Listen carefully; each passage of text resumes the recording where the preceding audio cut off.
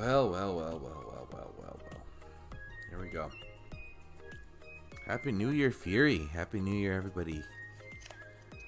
Most of you are probably like, dude, what are you doing up at this hour? Why are you still awake? Well, truth is, I have a lot of alcohol in me and I need to sober up before I go to bed. But I figure I start off 2021 as the first live streamer of the year. It's always going to be a good little title for myself. You're going to hear a lot of chewing. A lot of different sound effects that you shouldn't hear. Well, maybe not a fart, but whatever. I have a beer. I have sushi. I have whiskey. I have ginger. I have an iPad. And a bunch of other devices.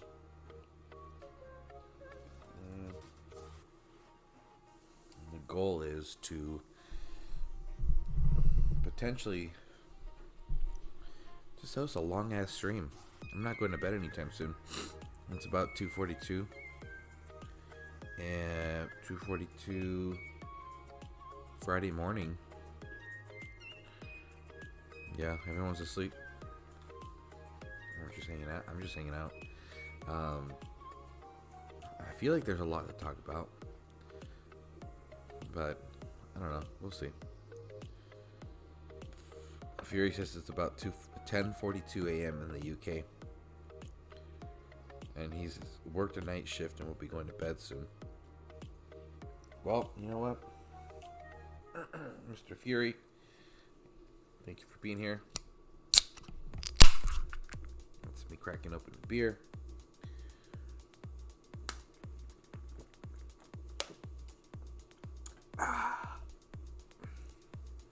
And I got myself some bourbon. Ooh. The thing is, I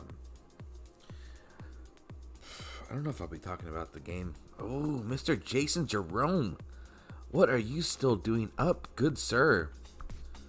Why are you still awake? Wow, look at you. I believe they screwed up this event. You know what, dude? I'm glad they fucked up this event. Who gives a shit? I honestly don't care. Look, we'll talk about the event. Whatever. Anyway. It's 5:44 in New York. Oh my goodness, it's just getting started. See, the thing is, one thing I do have to say,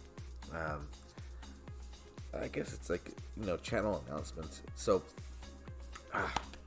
Churro has a lot of business to take care of, health-wise. Oh yeah, dude, honestly, hold on. JJ, let me get you on Discord, brother. We gotta chit-chat, man. Come on. Invite people, copy here. Go over there. Let's go. Paste. There we go. Alright. If anybody is in any of their senses, please join the Discord. Fuck, where is this? Actually, you know what? You should be able to hop right on JJ. But I ain't got the honors of having you on my server yet, so I don't know if you know what the privileges are for you yet, but they should be VIP status because you're now a night owl. Being up this late. Anyway, okay. Let me get back to it. So yes, we'll talk about the event. Whatever. It is what it is. It's New Year's, guys. It is the first day of 2021. I am officially the first streamer of the year. Ha ha ha ha ha ha. Now, my announcements for my personal channel. So anyway, got a lot of personal goals I need to reach. All focused around health. Gotta take care of business. Make sure Churro's functioning at 100%. So, my late night streams are going to be drastically lowered for the month of January. I will definitely be on Thursday nights, and I am going to just stick to that once a week. I need to get some sleep. I got a 7-month-old, and it's been intense. So I just want to catch up with some sleep, get back into fitness, lose some pounds, take care of business, and then once that's all once all that's in motion, I'll be back into streaming at least twice a week, and then sneaking anything else in while I can.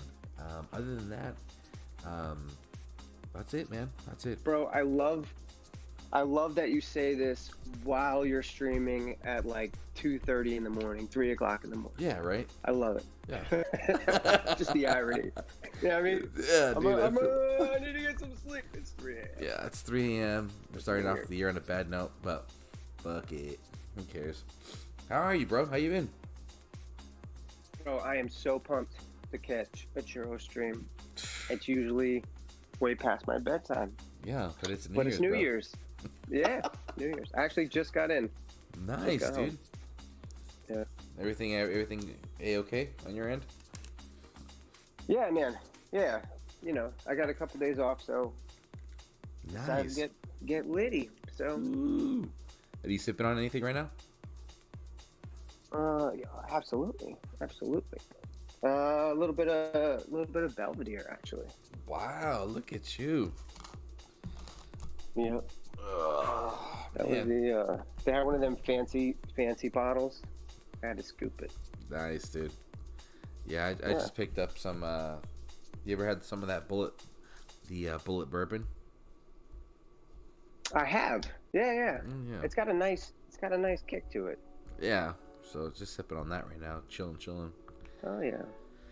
But yeah, dude. I mean, I don't know. It's just a lot of positive energies. So I'm still kind of wired off all that good stuff. We had just some close friends that we've been in a tight circle with. So we felt comfortable to have a little group of 6 just hanging out, enjoying some drinks, and just having a good time.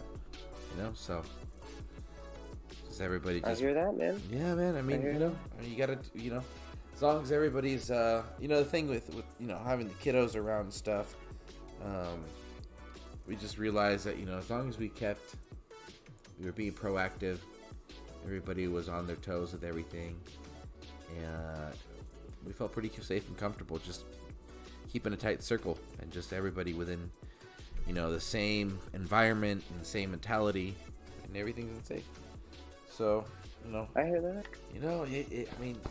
You can make it work. You can make it work as long as you're sticking to the guidelines, being proactive, like I mentioned already, and you can still have some fun. But And where are you at? I'm in the Bay Area. Okay.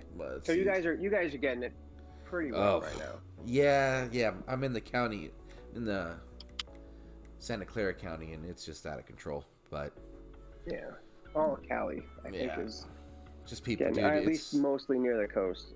Yeah. Yeah.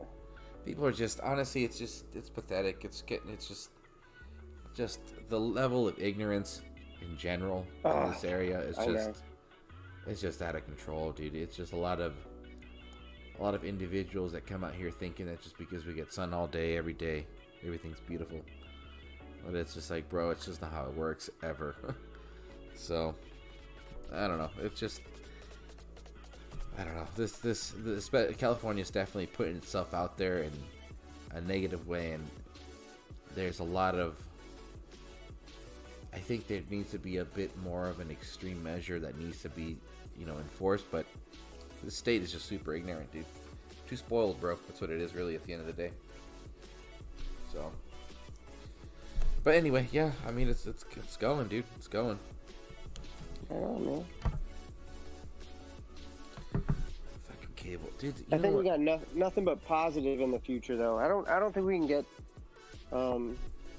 much more drastic than last year. So I think we got nothing but positive in the future.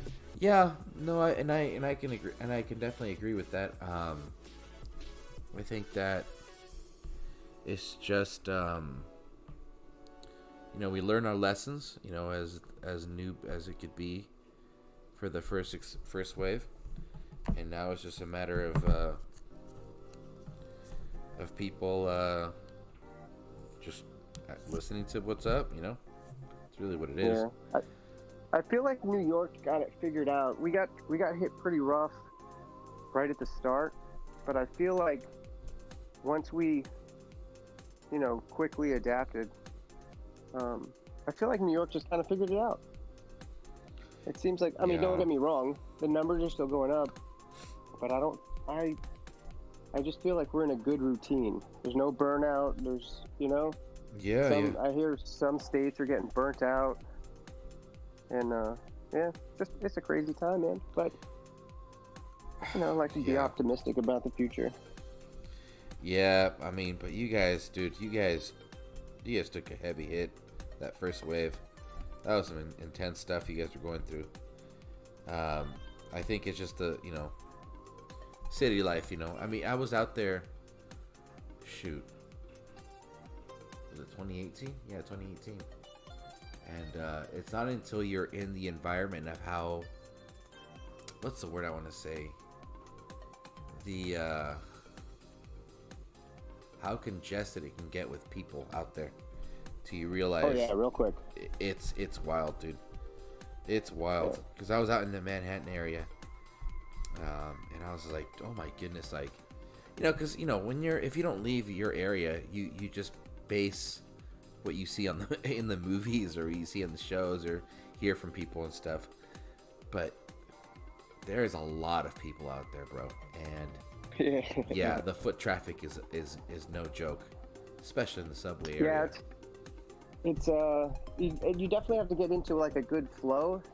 I think like the first time I went down to the city, I had, it took me a minute to adapt, but once you're in it, there's just a flow to the city. Yeah. It's weird though, because like nobody looks each other in the eye. Everybody's going someplace. They've got their agenda, and nowadays everybody's got like AirPods in, and dude, seriously, totally dialed out, or doing their own thing. But there's a lot of people, man. Walking through Grand Central during peak times it's interesting. It is, man. Yeah, it never sleeps though. No, dude, it's just it's wild because it's like in waves and it's not the same every day. Like you could be out walking at 3 in the morning and it's like dead, or in the next day it's like everybody decided to be out at 3 in the morning. It's cool. Yeah, it's crazy city. Cool did you see the ball drop? No, dude, no. We missed everything. We were all just hanging out, just talking, just catching up. Weird to see. I've never seen Times Square so barren. Yeah. At all. I mean, even on a slow day, there were more people there than during the New York City ball drop. It was weird. Yeah, because I know. That's a big deal out there. People camping out like a day or two before. No. It's miserable. I think only tourists do that, but it's a miserable experience. I've heard some military friends that came to the area and they wanted to check it out, but it's just a miserable experience. You have to basically be there, I think, like 12 or 14 hours early, and you're in this small little roped-in area. You can't leave. So if you have to go to the bathroom over the next like 12 hours, you can't. You have to keep the tea in bottles. It's just to stand in those little areas. It's not worth it. That's crazy. But you can stand like down Broadway though, like further away and see it. But not the people that are up front. It's a mess. Damn, talk about intermittent fasting, dude. Might as well just fucking hold an appetite until you can actually, live the experience and then just bounce right after. The city gets lit on New Year's though. I've gone just to chill, like not to Times Square, and like everybody comes out. Everybody comes out. It's lit. There's a lot of clubs that get crazy. And like taking the train down, people are ready for anything. One like of these days. To the nines. Oh wow, that's ridiculous. Yeah, but it's gold out there, man. So I don't know how people do it, but I guess you just adapt. Yeah, that's crazy.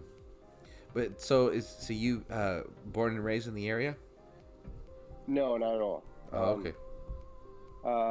Military brought me here. I work at the military academy, West Point. It's like an hour north of the city. Right on, man. And yeah, I'm really just here for work. I've lived here for about, I guess, almost 10 years. And my New Year's resolution, or one of them, is to move this year. I think it's time for a significant change. Wow. Yeah, it's been good to me, but I just don't have family here, you know? Oh, yeah, it's a big thing. Yeah. Yeah.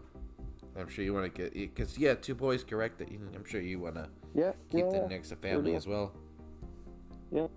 And so my son's 2 hours away, which is a little bit too far. Ooh, that's quite a drive, man. Yeah, but, you do what you got to do. Still every other weekend. Yeah. But 2 hours away, I can't go to, like, ball games after school. Yeah. And he's getting at that age where that's a thing now. So I'm thinking about moving. Yeah. Crazy, huh? Kids will do that to you. I'm learning. Yeah. You got 1 or 2? I got 2. Got old 3? stepson, older boy. He's 12. And then I got the newborn. He's 7 months now. 7 months. Yeah. It's a fun age. Yeah, it's a fun age. Yeah.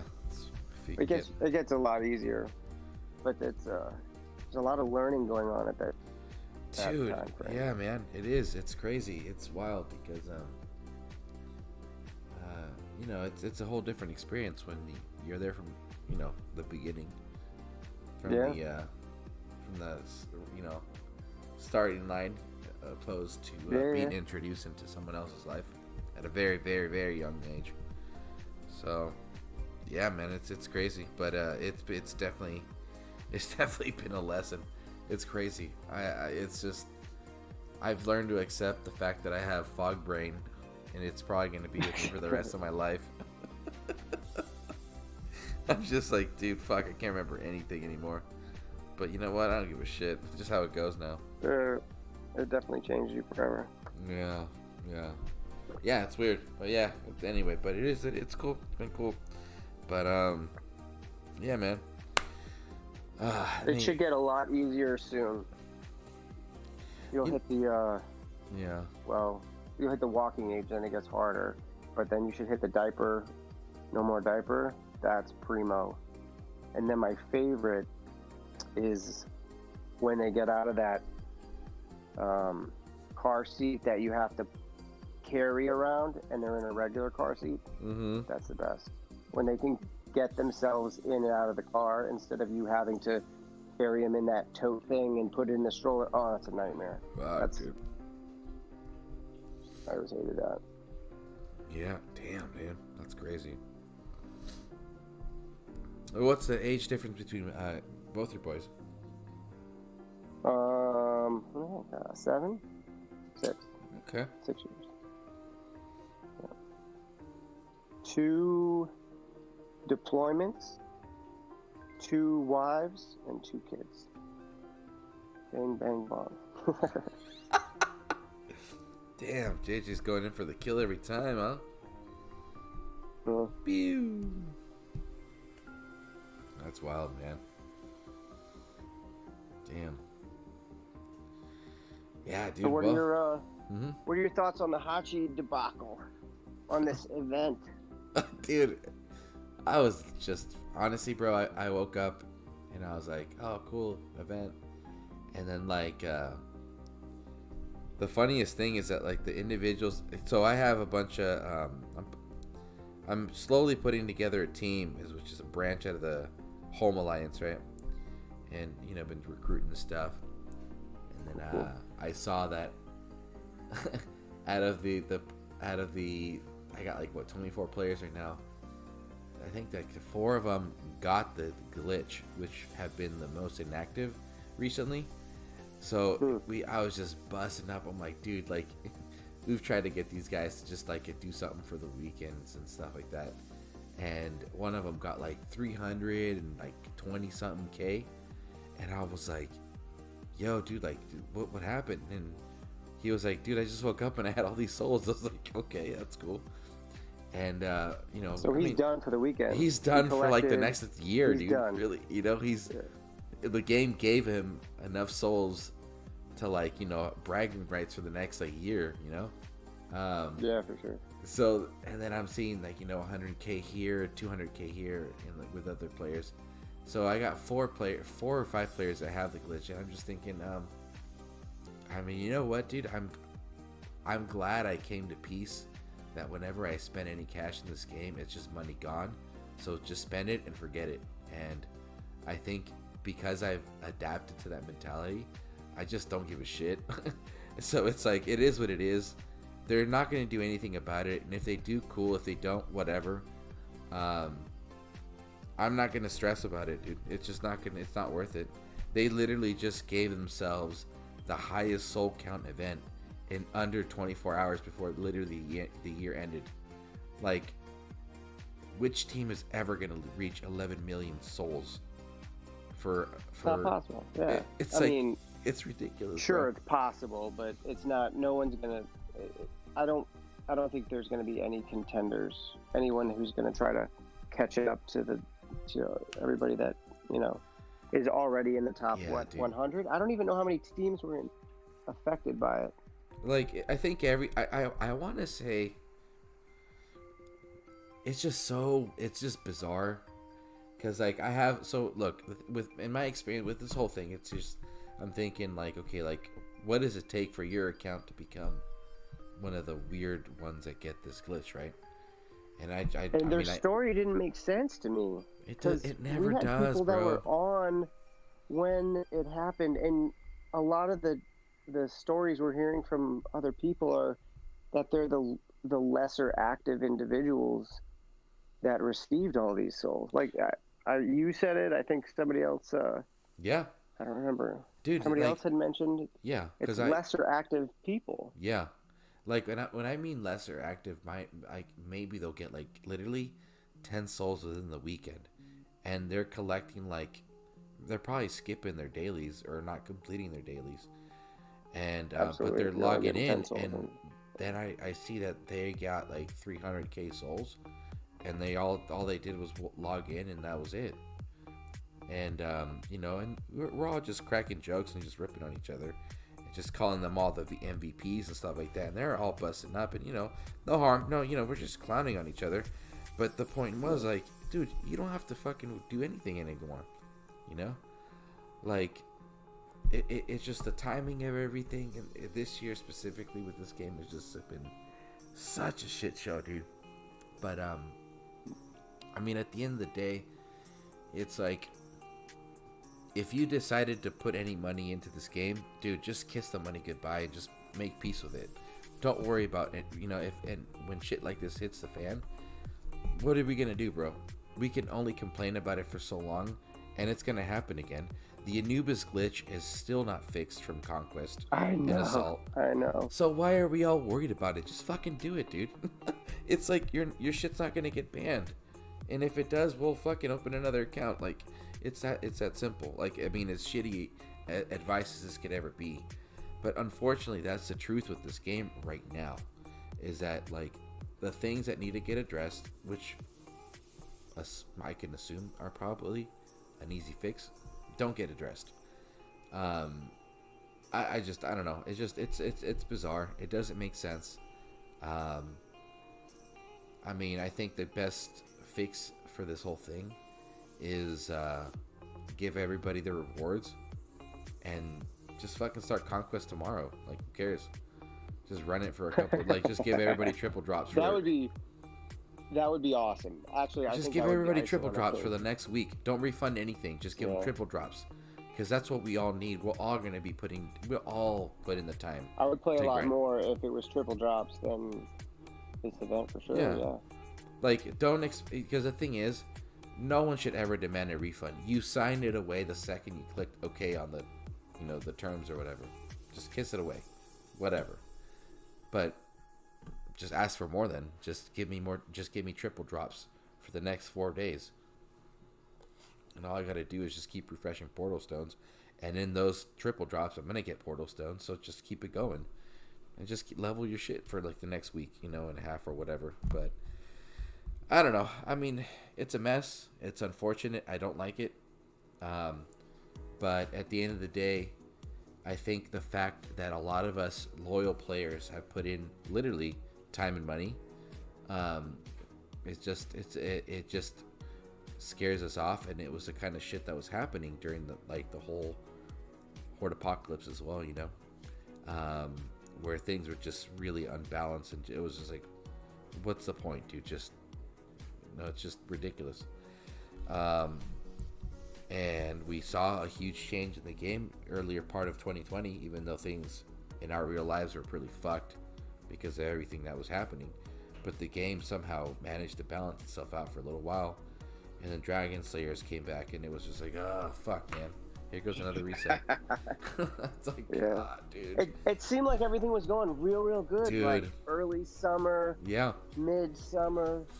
It seemed like, I don't know, there was just so much, there appeared to be more life. Mm-hmm. And lately, towards the end of the year, it seems like there's just more and more of these, like, fuck-ups, just blatant, I don't know, and I don't even know what it is. I can only imagine. See, because it seems to be something different every time. Yeah. And yeah, it's unfortunate, dude, because it's such a solid community, dude. Like, yeah, and that's gonna be the problem. I'm not the problem, but that's what's gonna be their saving grace, is they have an amazing community. Yeah. Because the game is losing a lot of people, but there's a lot of us that are hanging on because of the community. Yeah. And yeah, it's a shame they can't just get the, you know, like fixing errors like this, right? There's so many other games that compensate. Dude, they and compensate go in quick. And look, and they find out who received everything, and they make sure everyone else gets it. Yeah. And for whatever reason, they don't. It doesn't cost them anything. Sure, maybe like in the long run, it might devalue, but they don't. I don't know, man. Yeah, man. I think a lot of people always feel real sour about their decisions when these errors happen. No, absolutely. In a game that comes to mind that was always on top, well, in my experience of mobile gaming, I don't know if you ever played Durango, but Durango, dude, that app was like on it, like off the get-go whenever there was an error. You always saw all these, like, compensation rewards all the fucking time. Unfortunately, that wasn't balanced, and it cost them the game because they were just giving shit out all the time. And it was a great, dude. That shit had a crazy community. What's his name? I think it was Moon City. I think ZALON did some, or somebody did some videos. ZALON did some stuff, but what was his name? I think it was Moon City. Moon City for NTG or whatever. He was like the main guru guy, and dude, it was like, wow, that guy put some great content. But I don't know, dude. It's just like, it's just crazy, I think, is the only word I could ever really use to describe my perspective of the hiccups in this game, because the hiccups in this game are pretty heavy, and they never have a solution, you know. And I mean, we still keep coming back, you know. It's just kind of like a toxic relationship. But the game is just so fun, dude. It's just but it's just the community that keeps it alive, in my opinion. So yep, I'm with you. Yeah, dude, 100%, man. You know, it sucks to get burned, but sometimes we just take it. Not everybody takes it, though. You know, we've lost a lot of people. A few. Yeah. I mean, and there's people like me that wax and wane because they, you know, just don't feel it for a little while. Yeah. I've been debating just going free to play for a little bit because it's so frustrating. But then I don't want to let my account get dormant, so You know, maybe I should just stop warring. I don't know. I mean, war sounds like it's like a great time, but It's fun. It's fun. Yeah, it's the most fun I've had playing over the years. Who are you? Being an active war alliance. Yeah, that's the hard part right now, is to find an active alliance that's like, you know, I feel like that whole it's like a circle that just keeps getting smaller and smaller. You know, especially with everything that's going on.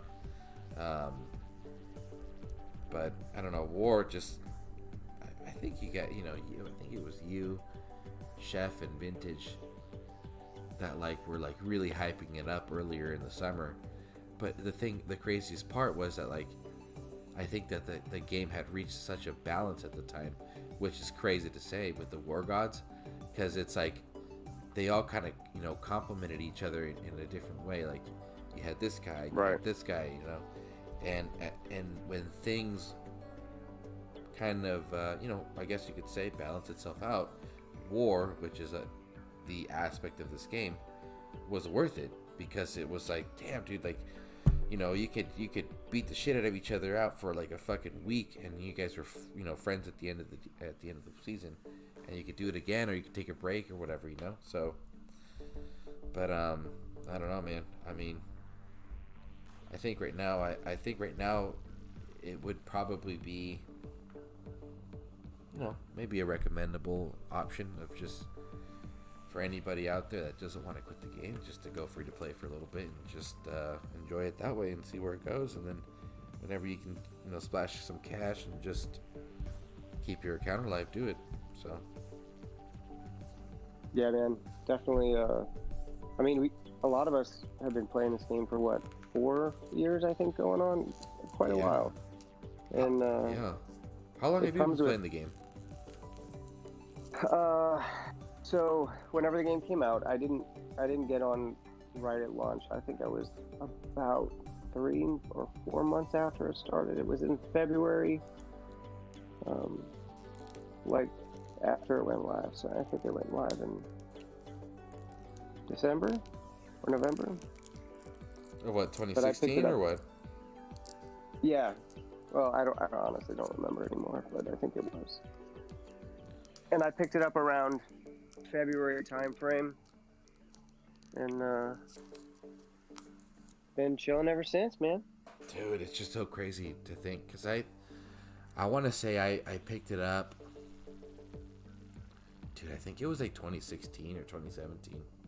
Must have been 2017, because I remember I was traveling and with my girlfriend and her family, and I came across like a certain channel because I was playing a different game that had like the similar fantasy thing going on, and then DOT came up, and I remember deleting the game like twice because I was just like always losing, until I found like a good alliance, and then I've been with them ever since.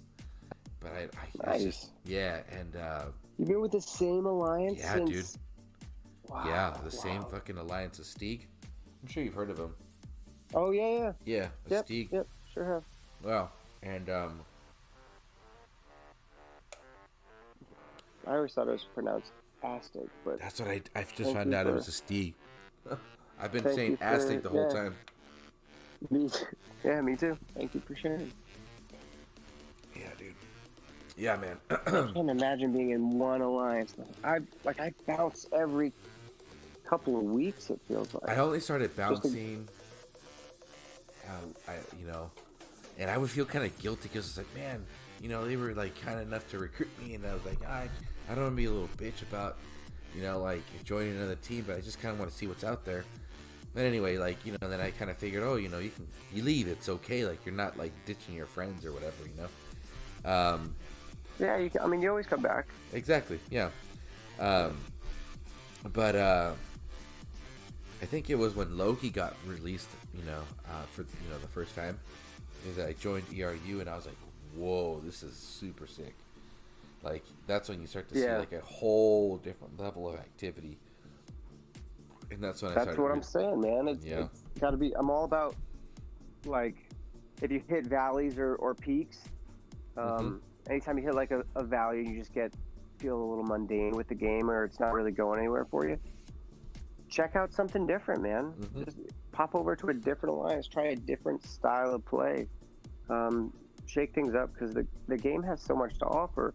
There's a lot of people that just play events, and that's all they, and some people like combine in the event teams to get as much, optimize their rewards while putting in less, so to say. Like some of the NTG alliances, for example, a lot of times their mins are like 8K, and combined, if you have that level of activity across the board, you can earn top 50, and nobody even has to finish the event, and you can still get the event Titan, Mm-hmm. But then there's other styles of play that people are all about war. They don't even care about the event, because you're constantly getting your garrison hit. So you do the event, but you speed through the event. You don't grind it.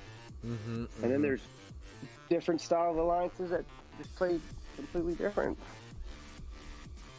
And, there's so much different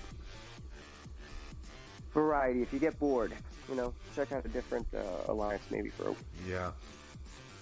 I think the last jump I did was for a season with War Raiders and Unknown. With what's her name? With Val. Are you talking about Val? Val. Yeah. Yeah. This is, I want to say probably like summertime or whatever, but I joined them for a season. That shit was hella fun, dude. Just being up. Yeah, Raiders are a good team, man. Dude, they're a lot of fun. Yeah. Nitram or whatever his name is. Yeah. Dude, that guy is fucking gnarly, dude. Holy shit. I was just, my goodness, that guy was like the most positive person in game I had seen in a long time. He was super stoked on everything, just ready to rip anybody apart. He didn't care about losing or anything. I'm like, man, this is so cool. Yeah. Yeah, dude. Yeah, Raiders is a good team. We had a mini merge, and then I think it fell apart a couple days later, but or a couple weeks later. Oh, but they're a great team. A lot of really well organized. Got a lot of really active players. And, yeah. Yeah, dude. So, there's one thing that I actually wanted to kind of pick at with you, with your knowledge of the game. So,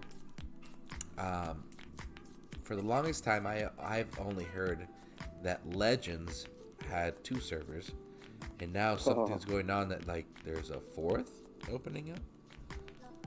Yeah. So, how does that work, dude? Do you think that's something that maybe the devs are pushing out there? I have a theory, but I don't know. I'll be completely honest. It could be any number of things. But what I can tell you, I'm in Legend Server 3 this week. For whatever reason, that's where we ended up. And the server didn't fill until like midday Tuesday, my time. And the last like 4 or 5 teams were all this very similar name. It's 3 letters. I think it's COL or something. I'm not even in game. I can check. But it's 3 letters and then 3 numbers, and it appears as though either there's a bunch of made-up alliances for whatever reason, or someone has created them and uses them strategically, and I suspect that it's the latter. What we have, and I've only seen a screenshot. I don't know anyone that's actually there, but you can. So I don't know what my concern is. I don't know when this picture was taken. I was told it was taken this week, but I can't 100% confirm that.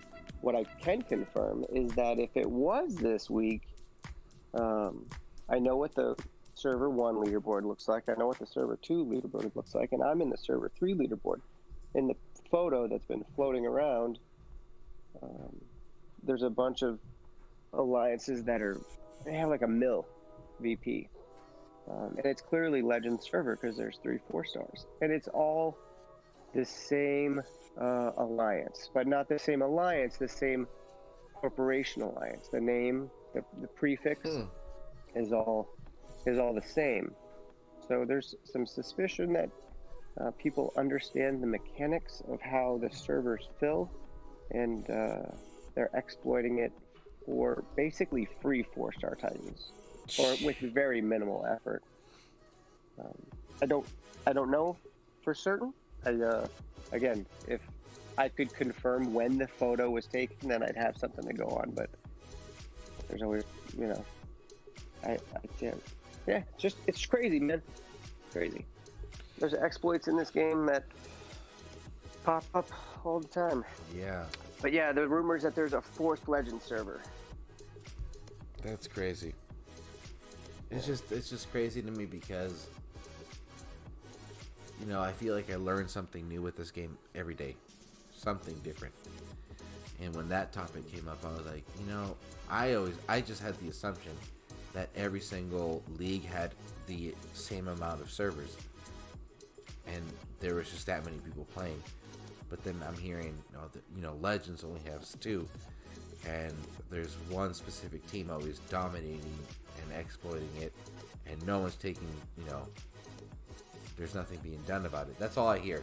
Just as I don't know what team that is. I don't know anything. That's all I hear. Sure. So then I think it was like within the last month, dude, I'm hearing that, server 3, and then now it's like, and they're trickling into server 4. It's like, well, there's some weird stuff going on. I don't think there was a server 3 like 6 months ago. I could be wrong, but I think no, dude, the server 3 is really new. Like maybe 2 months ago, maybe if that.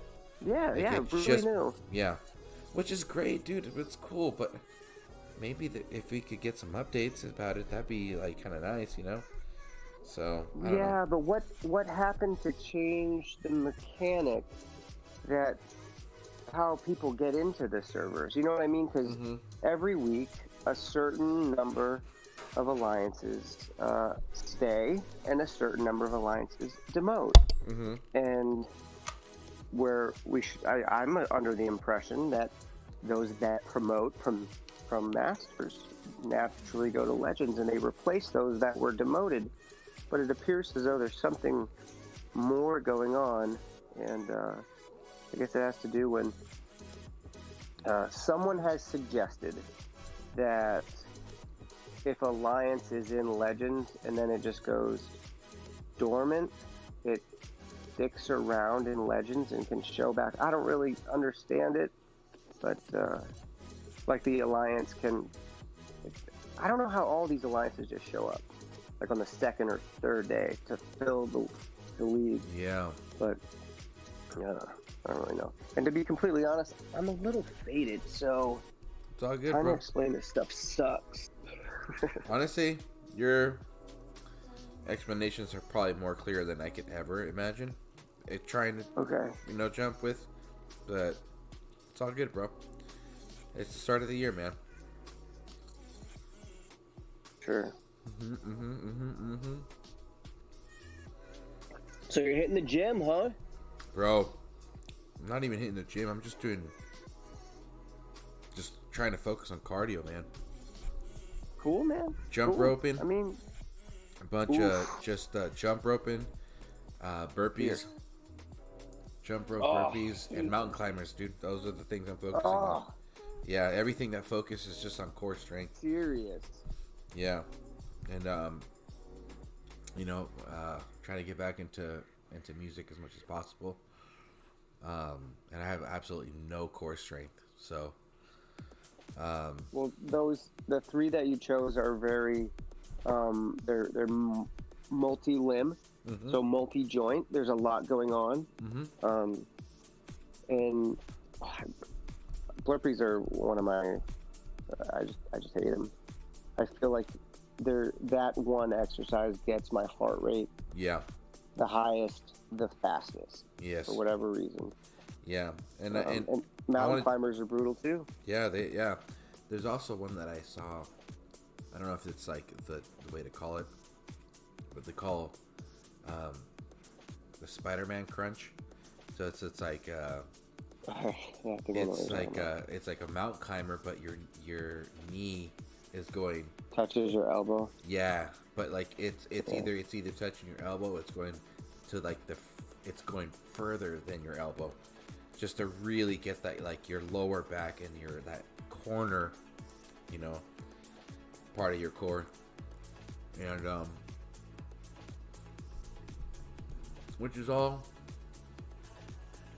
which is considered all like, you know, just basic, you know, like physical, you know, mobility, I guess. And I've been following this guy on YouTube who does a lot of this, like, you know, like body rolls on the floor, like trying to, you know, draw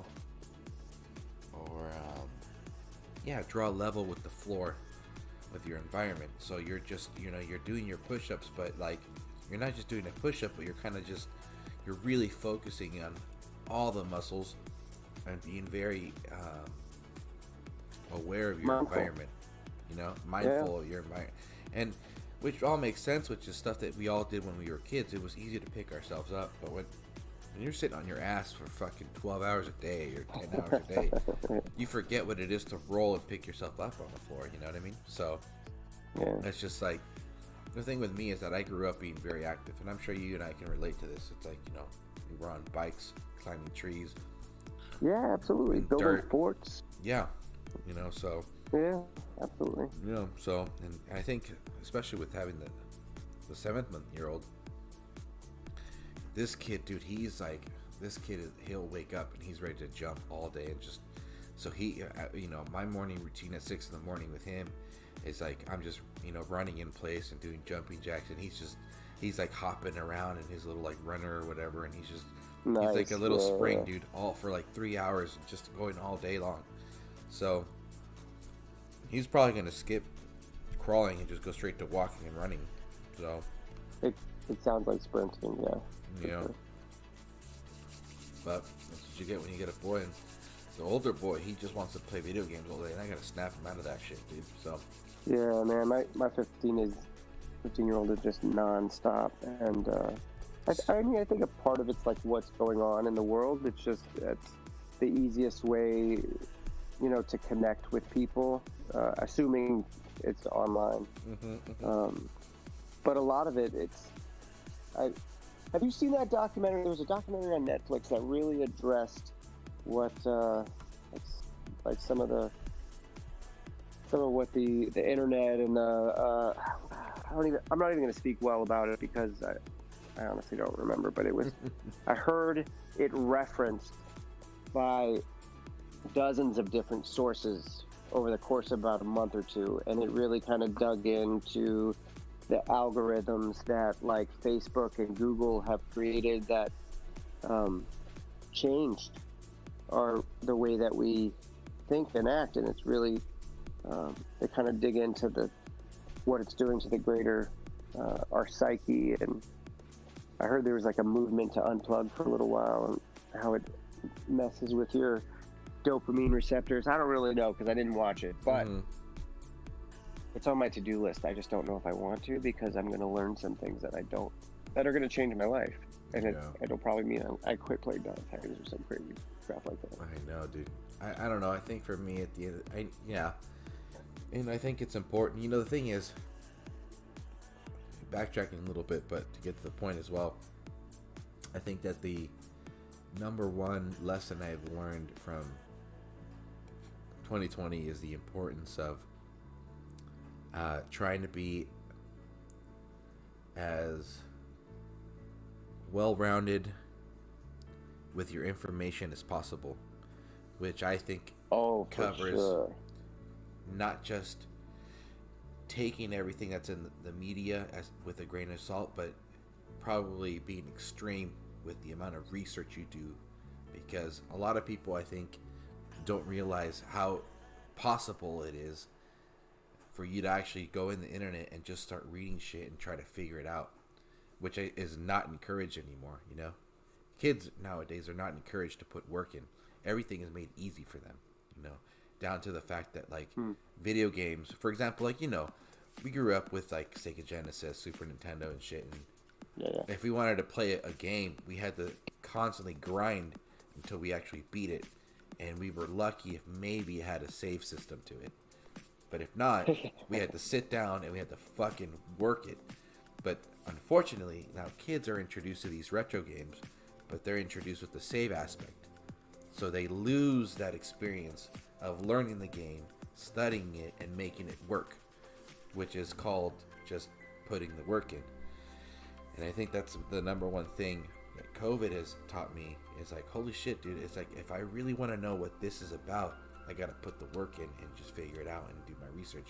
Because unfortunately, the reality is our media sources are all toxic now because they're so influenced. Oh, they're... It's just they toxic. Always have been. I think people have become more aware of it. And exactly. I mean, media sources, they're entertainment. And they all, under court of law, if they have to testify, they all admit, or at least they have over the last year, they all admit that they are entertainment. Yeah. And there are very few credible sources. And honestly, at the end of the day, if you really want to know, find the source documents. Read the transcripts. Everybody says they read the transcripts, but nobody remember the transcript situation? Yeah.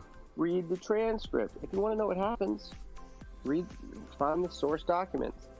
I know it's boring as fuck, but flip on C-SPAN if you really want to know what's really happening, because all the news sources are going to present it from their perspective, which oftentimes is biased because they're adapting. Bias, they're that's what people want to hear. People want to hear like more outlandish things. But if you want the honest answer, you don't want to listen to a source that is using slander, for example. One of my preferred sources, just because it really doesn't ever talk about politics.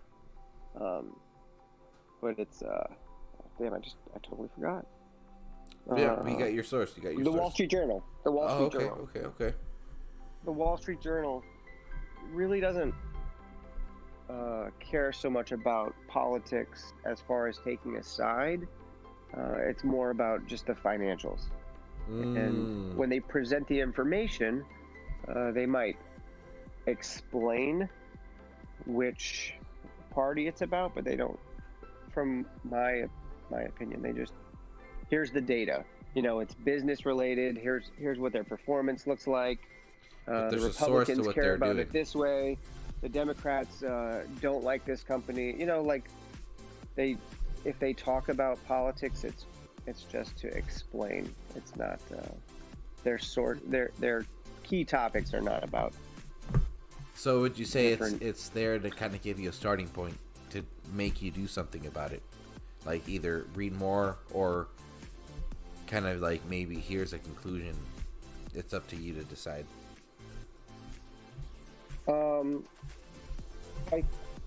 I think it's more just the topics that they choose to talk about. It's financial based. Wall Street Journal. It's Wall Street related. They're looking at businesses, and a lot of times when they talk about government, it's the policies that the government is changing or enacting that are going to have an impact on businesses. So they don't really look at the politics other than how the politics affect. It's really not. I don't know. It's interesting. I didn't expect to. Yeah. I didn't expect to, get that perspective, but it sounds a lot healthier than I assumed it was. That's cool. That's cool, man.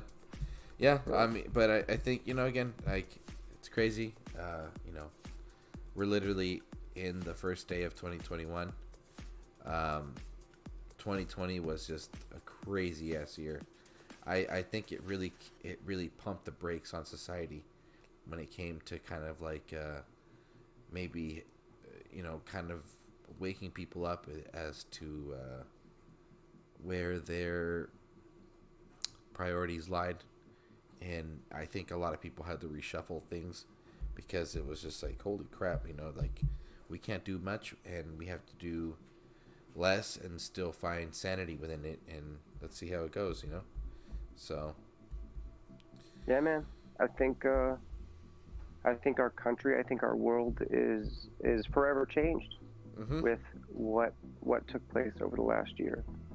Dude, for sure. I think we're gonna do things differently from now on. Just maybe in some ways slightly, but in other ways drastically. Absolutely, for sure. Yeah, man. Yeah, but either way, I'm stoked. I'm glad that there's people out there that haven't played the game that got a free Hachi. Yeah, that is pretty cool. That's fucking crazy, but it's funny. And I think that the best way to approach it moving forward is just give up your money when you fucking spend and just whatever. Just deal with it. I mean, unfortunately, like, you know, this game, it is what it is. And we will deal with these things. And this is not the last time it's going to happen. But what's the point of us tripping about it? Just, you know, if you spend money, just the second you swipe that card or whatever, just kiss that money goodbye and don't look back, dude.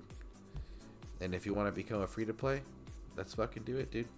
Grinding events is the best way to play this game either way. Shit gets leveled. Oh, you learn how to play the troops. 100%, man. That's the only way to play this game.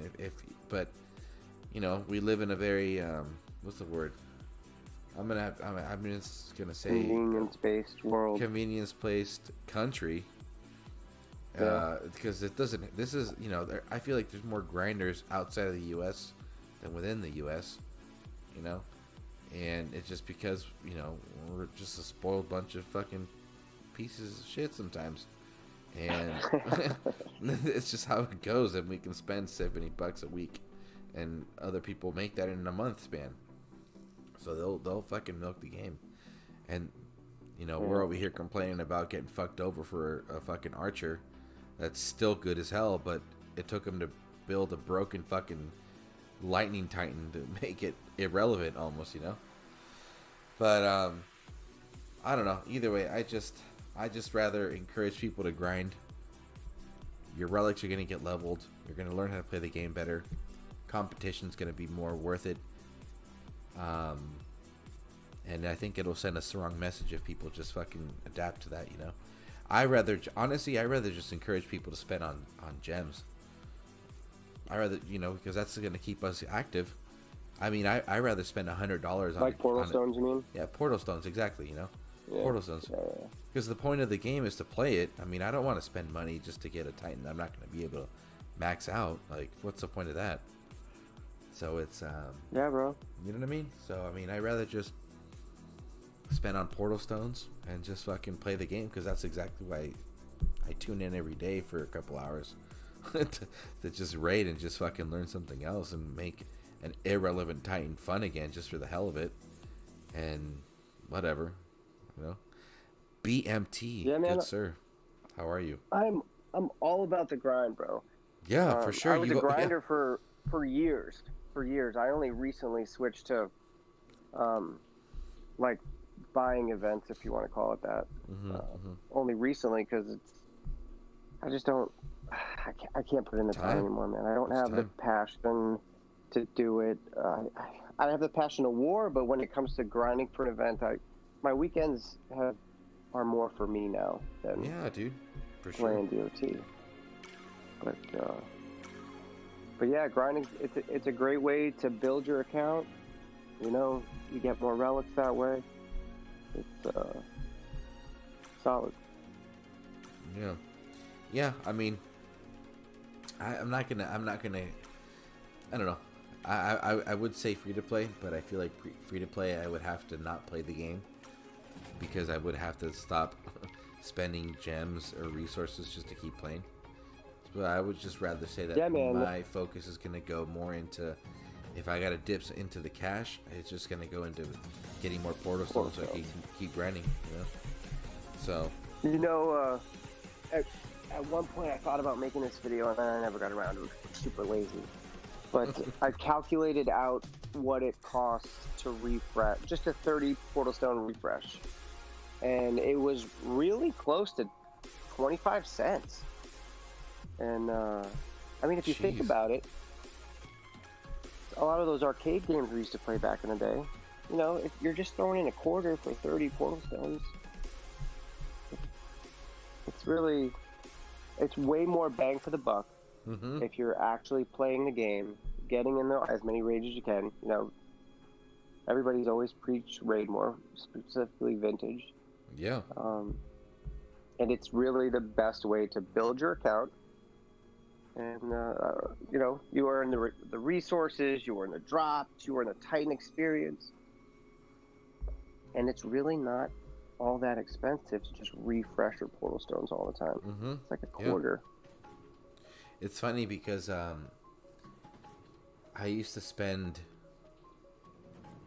a little extra buying all the, you know, the gem deals and stuff. And then I realized, you know, if I could just refresh every time, I ended up saving. And I ended up earning more. And it's just, there's nothing wrong with grinding, dude. It's just, that's the point of a video game. You grind. Any video game requires grinding. But it's just, maybe the requirement of it and how they require you to grind is different. But ultimately, the point of a video game is to put some work in, you know? Figure it out, crack the code, and just become hella good at it. But, BMT is saying he's free to play from now on. That's my life. You know what, BMT? I support you for that. So. Yeah, there's a lot of people that are very emotionally charged about what took place on this event. Dude, and for good reason. Absolutely, you know, it's been for sure, piling dude, up for sure. over and over for the last few months. Yeah. And that's, you know, and this is something I brought up as a discussion. I mean, I don't know much about, you know, big companies and stuff, but I feel like this game introduces a lot of, like, project teams. And because there's always this unhealthy transition to the next meta. And I think that the best meta that this game's ever had it will forever be the War Gods. It was just perfect, you know. It's a good set of relics. Events are super fun. There was information provided. It was a good age, good time. Yeah, it brought a few people back. Dude, it brought hella people back, dude. Hella people. The game was alive again. Yeah, a lot of people, and there was there is streams full, especially in ZALON streams, you know, Friday nights. An hour of just how fun war is and people warring again, and everybody was all about it because it made sense. Because you could always switch your garrison defense. You could do this and you could do that. And you could tweak here and you know there was all this consistency. And then Zabitch shows up and just literally shits on everything, dude. And it's like, damn, dude, this is what we didn't want. And then literally, like, the game's best defender ever, Hachi, is they have to introduce a busted ass fucking Titan in order to break this thing down. Like, you literally have to, like, it had to be ridiculously overpowered, and it's broken as fuck in order to break down what was there before. So it's like, how is it possible if it's the same set of team that would do that to their own creation? Like, it doesn't make sense. Like, look at LifeSpark. LifeSpark was like, oh my goodness, like, you know, and Necrosa, like, this all made sense. Like, everything just worked, you know what I mean? And then there were a lot of people that were playing every single event just to get as many BGs as possible. Yeah. For LifeSpark, and that immediately stopped as soon as Zababa popped. And that's I can't stop to think that, you know, that there's been a decline in people spending money because it's like you really want to get the Divine Titans right now? No. I mean, I heard there's a glitch with Growthorn, so maybe that's appealing if you want to. A glitch? Like what? What kind of glitch? I've never heard that. Tarhoons and Mahaha apparently are like glitching out, and you can't even as soon as you attack, it kicks you out or something. Oh my god, that's okay. Like, really? So you can't. Yeah, like the people never get bubbled because, or they don't lose their land because a lot of people can't take it out. I've seen. So we got one player in the Stieg who has Growthorn. He was like, I don't, he just went for it, got it. I think he prestiged it like 4 probably, and has been seeing greens. But I'm thinking like, like, I don't know. I mean, if it works for you, it works. But from what we saw, in that ZALON live stream, it wasn't worth it because they didn't listen. They were listening, they made adjustments, and then they stopped. And then it was like, dude, like, you guys, come on. I mean, Growthorn's a decent defender, of course, with the right relics. You have to have. The thing with Growthorn, but it can be decent. Yeah, the thing is though, the advantage that Growthorn has over Nephilinus is that the Panthers have a really, really big pool of relics. That first wave of Panther, the Panther meta, like, they really, really introduced a lot of relics for them, dude. And a lot of those relics are still really essential, like 3 years in. And for sure, you know what I mean. But they've never done that across the board for archers, spearmen, militia, Goliaths, storm maidens. Have, like, the same shit, damaging out, damage and AP, barely any crit, horde and everything, So, but I don't know, man. And those extreme situations just constantly make me feel like they just have these project teams that they introduce a great thing to the game, and then that project is done, and then the transition to the next project or the next meta is super shitty, and then we go back to ground zero. So all our accounts are reset every so often, Yeah, I really hope they figure that out in the future, because every meta flip we lose so many people, because it's so demoralizing to have built up and created, to finally be, or like the week or two before this happens, you finally get that last relic that you can put on your Titan, and you make your Titan pretty decent, and then that happens, and everything restarts. It feels like everything you worked for the last 6 or 12 months or however long it was it's no longer useful, and they really aren't. Because I think still, if I'm not mistaken, I'm pretty sure a P10 Zabava can take out anything in the game. I don't know that. Yeah, no, P10 Zabava is still taking out Rostam, which is like the main dude right now. In a minute and a half. It's just come on, dude. That's not the, like, it's like, who has a P10, Rostam right now? And look at the top of the leaderboard. Oh yeah, there's a lot of them out there. Yeah, but I don't know. That's crazy to me, just to think that it's like, unless you're just ridiculously active and you can't get the prestige food for it, but you have to be in that right team for it though. So yeah, I mean, it's a combination. You got to be in the teams that are earning 4 stars on the regular. That helps supplement, but you can always buy them, and there's a lot of people that do. Not a lot. I shouldn't say a lot. There's a select handful that will max prestige Titans just from buying them from the shop, if it's the right Titan. Dude, but how do you overcome? There's levels to this shit, bro. Yeah. There's levels to this shit. Sometimes, you think somebody's a whale, and then you meet somebody else, and you're like, God damn, all their Titans are max prestige. What? Yeah. But it's like, for me, it's like,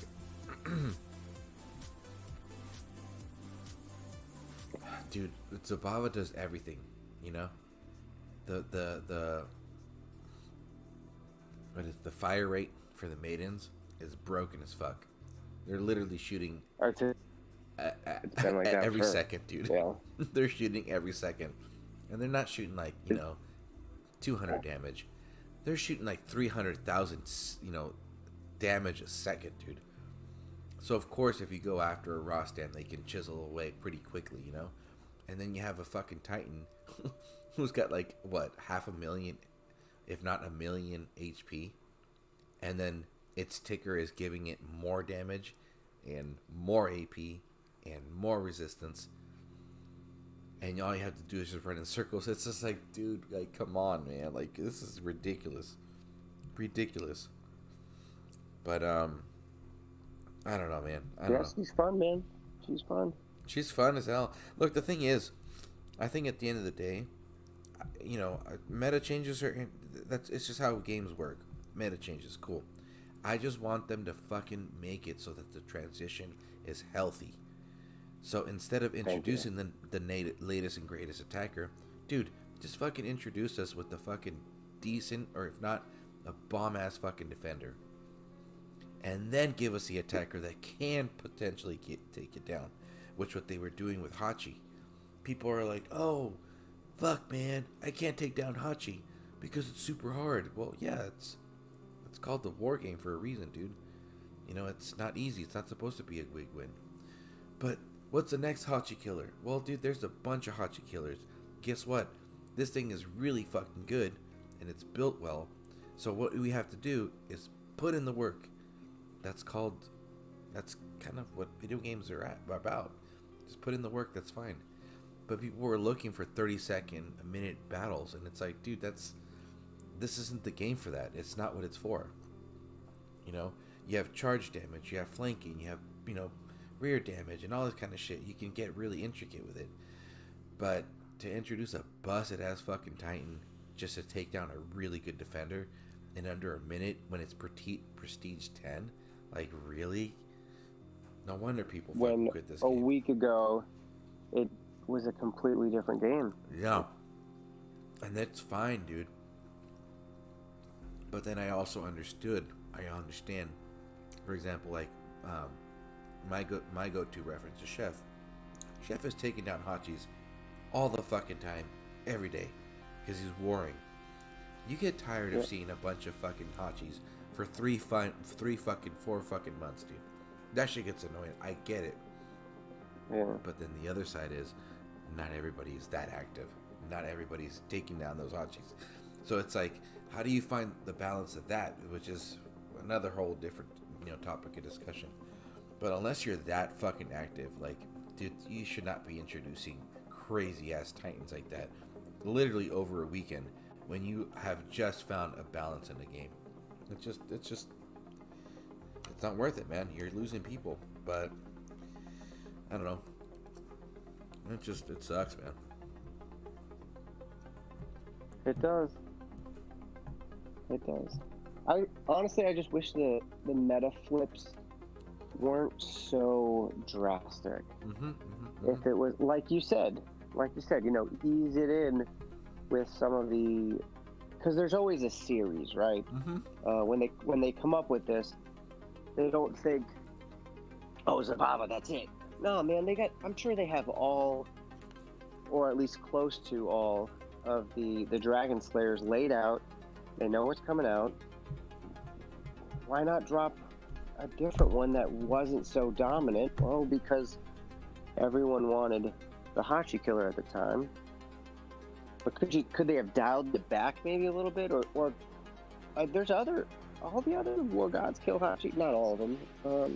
Well, they do, but some are a lot faster. Dude, than people others. were taking out Hachi with the Solgar and the Arvan that was released. Oh yeah.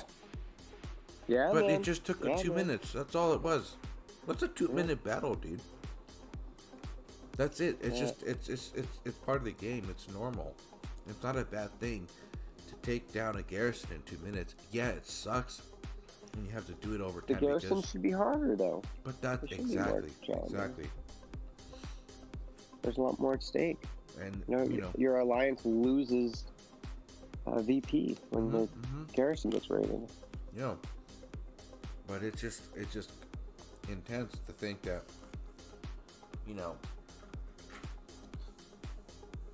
what was it? The most recently reskilled Arvan. Yep. Even without being a prestige, provided the skills that it could kill, knock out a Hachi, but it wasn't easy. Totally fine. So I don't know, but in the end, we keep coming back. It's they introduce something great. Enjoy it while I can. They flip it, but just the transition is key, dude. It's key. You're not gonna be able to keep people if the transition is a shit show. If that transition is healthy, people are gonna be like, "Damn, dude, this sucks." Okay, that's fine. I'll drop down Hachi to land defense. That's great. But give me a fucking defender before my fucking everything gets destroyed. So. But yeah, it was pretty drastic when there's most people had Hachiman on defense. Yeah.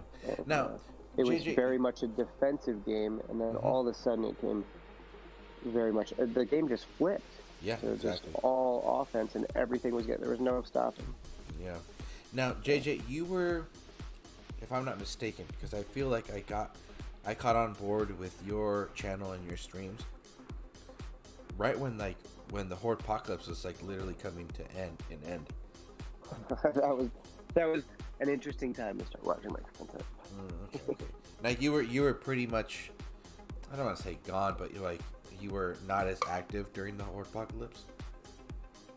Yeah, so the same meta flip that happened with Zabava happened with Horde, and there were, when they announced that Horde was coming out and they promised us all these, there's going to be all these Horde relics and we're going to rebalance so that everything works, and it just didn't happen. It didn't roll out.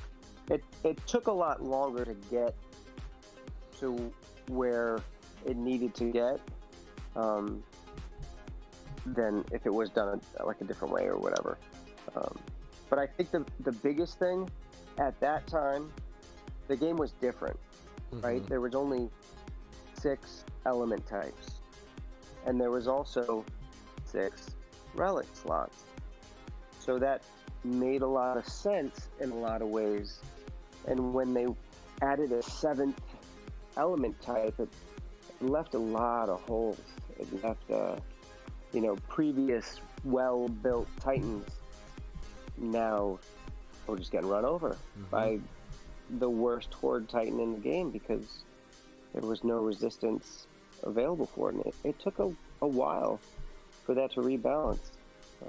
I don't think I actually completed a Horde event until Osiris came out. And it was just, when Osiris dropped, it was looking at the skills. There was no doubt. That was really all you needed for a while. Yeah. I mean, we still, it shifted. It's just one of those shifts, man. But yeah, I took a timeout. Had some personal life stuff that was going on that needed my attention more than creating content. And more than anything, I lost the passion. It became harder to make content when you feel burned like that, and it happened with Horde. And then recently I kind of dialed back making content when Zabava came out, because the same thing happened. And it's really an unhealthy cycle. Yeah, it is, dude. It's ridiculous. That's what it is. But the community keeps bringing me back, bro. Dude, it's yeah. Honestly, man, it's just it's crazy. It's a very beautiful look. It's a very beautiful experience, because I'm coming in semi late to the party when it comes to streaming, and to have been embraced and accepted this quick. I was like, man, goodness, it's crazy. And to have found you opened some doors that weren't open in the previously. It was a different. It's not that it was a different community. It's just the side that you have opened up has made it a lot more colorful, and it shows a different side of community and the game and people's maybe more pure emotions. Yeah, Because a I lot of mean, times I people mean, just flower over things. But the thing is, you kick it raw, bro. dude, I have to, bro. It's just how I go about things. I don't know. I just, it was not, it's cute and stuff and fun. I still to this day always enjoy ZALON's streams, and he has his place and stuff. But I think for me, it's like, I felt that at a certain point, a lot of the big alliances that were very well established had some representative through the live streams putting out content, and I was like, well, there's nothing for a Stig. I mean, this has kind of been a thing that's been tickling my brain, and I think I spent like a good year understanding how software works and the equipment and stuff, and just kind of That's a fun ride, dude. It was a project, like it was literally a project, dude. It was like, yeah, yeah. I'm there with you, man. I started from scratch, knew nothing, and yeah, it was fun to learn. I actually really enjoyed, and still do. Yeah, for sure, and I do too. And then I think, and then I had to kind of just, balls to the walls and just kind of see where it goes. And I cuss like a sailor, very very obvious. And there's a lot of people out there that just kind of probably needed that, and then it just clicked right away. And but then there were times where I was like, okay, but I also have to kind of, not be afraid to control it, because it's like, the funny thing with the live streams is that like, it's kind of, I feel like it's equivalent to kind of hosting a party at your own place. You only you let a certain amount of things in up until you're like, hey, dude, this is my house. Like, you can't be bringing this kind of shit bro, around. you just broke the pool table, man. Yeah, what the fuck? Exactly. Like, you just fucking puked in my fucking shoe, bro. Like, you gotta go, homie. Like, you're done. Kind of crazy things like that. And yeah, man. there was a couple hiccups where I was like, my goodness, I can't believe this just happened, and I had to delete the stream because it was just too much, and after that, now my fucking channel, my fucking Discord server has a waiting room, because there's some people out there that just show up, that just show up thinking they can do whatever the hell they want. But it was a cool experience, dude, not gonna lie, because I didn't think it was gonna be a hit at all. I didn't want to fucking talk and stuff, but it worked out, man. You're a natural, man. You're a natural. Dude, man, trust me, I have to drive. The thing with me is that, like, I'll be driving home, and if I know I'm streaming that evening, I'm just kind of like throwing like these thoughts out, and I'm just like, fuck, shit. Literally, this is what I'm saying. Okay, Hachi, this is a glitch. This is really causing me laughter. Blah blah blah blah. I don't really care. And then you just kind of get the shivers out, and then when you kind of go live, you're just like, okay, then we'll see how it goes, and this is the topic of discussion, and we'll just kind of coordinate and mediate as we go. But it's been fun, man. It's been a very positive experience, and just the crazy think that people like from like different sides of the world, just in the country itself. Like, you're like, what, it's like 6 a.m. over there, and you're just kicking it. I'm kicking it, being live. It's just crazy, I had to measure that. It's actually 7. It's actually 7 fucking a.m. Dude, bro, you still got it, man. You still got the batteries of a champ, man. Yeah, I don't know about, I mean, I'm here. I'm probably going to need to take it sooner rather than later. Fuck that, bro. As soon as these gummies kick in. Dude, the gummies will kick in about 10 minutes, bro. Just drink about 2 water bottles, and you'll be good. It'll get your liver pumping, and it'll just kick in right away. But yeah, it's cool that, just connecting with people all over the world. Dude, it is. It's fun, man. Streaming or just making content in general. Like, turns up the dial with the OT. It changes in subtle but significant ways. Yeah, it's fun, man. Yeah, for sure. But you got the Elgato, huh? You got the Elgats, and you got fucking... Yeah, I had to. I struggled for a while with like the omelet, and I used another one for a little while. I just got fed up with my stream dropping so decided to make the plunge. There you And go. really happy with it. It's a whole nother side to learn. Streamlabs and all that is, and it's always changing. Yeah, been trying to get Chef to settle down and kind of get a little like one-on-one with him just to get the laptop and the software ready, because apparently he's got everything ready to go, but he's just been sticking with the app. Nice. But again, Chef's he's got a crazy schedule, so yeah. OJ, welcome. I've ignored chat the entire time. It's been an hour and a half. But anyway, for anybody still watching, thank you for being here. JJ and I just reminiscing and catching up and hanging out. So, yeah, but below, Joseph says he works in a casino in SoCal. There were thousands of people here. What the hell, really? A myth? Said he tried to jump in voice. Dude, honestly, I think there is something wrong with my channel. I don't know what the hell's going on with it, but gotta figure that out. Jack O'Lantern went to bed. BMT's probably getting ready. Oh, he's working. No, he's not working. He's off right now. Damn, dude. What you got planned, man? What you got planned up for the first couple of days of the year? Probably sleeping until I'm guessing Sunday, maybe, and then chilling. I think.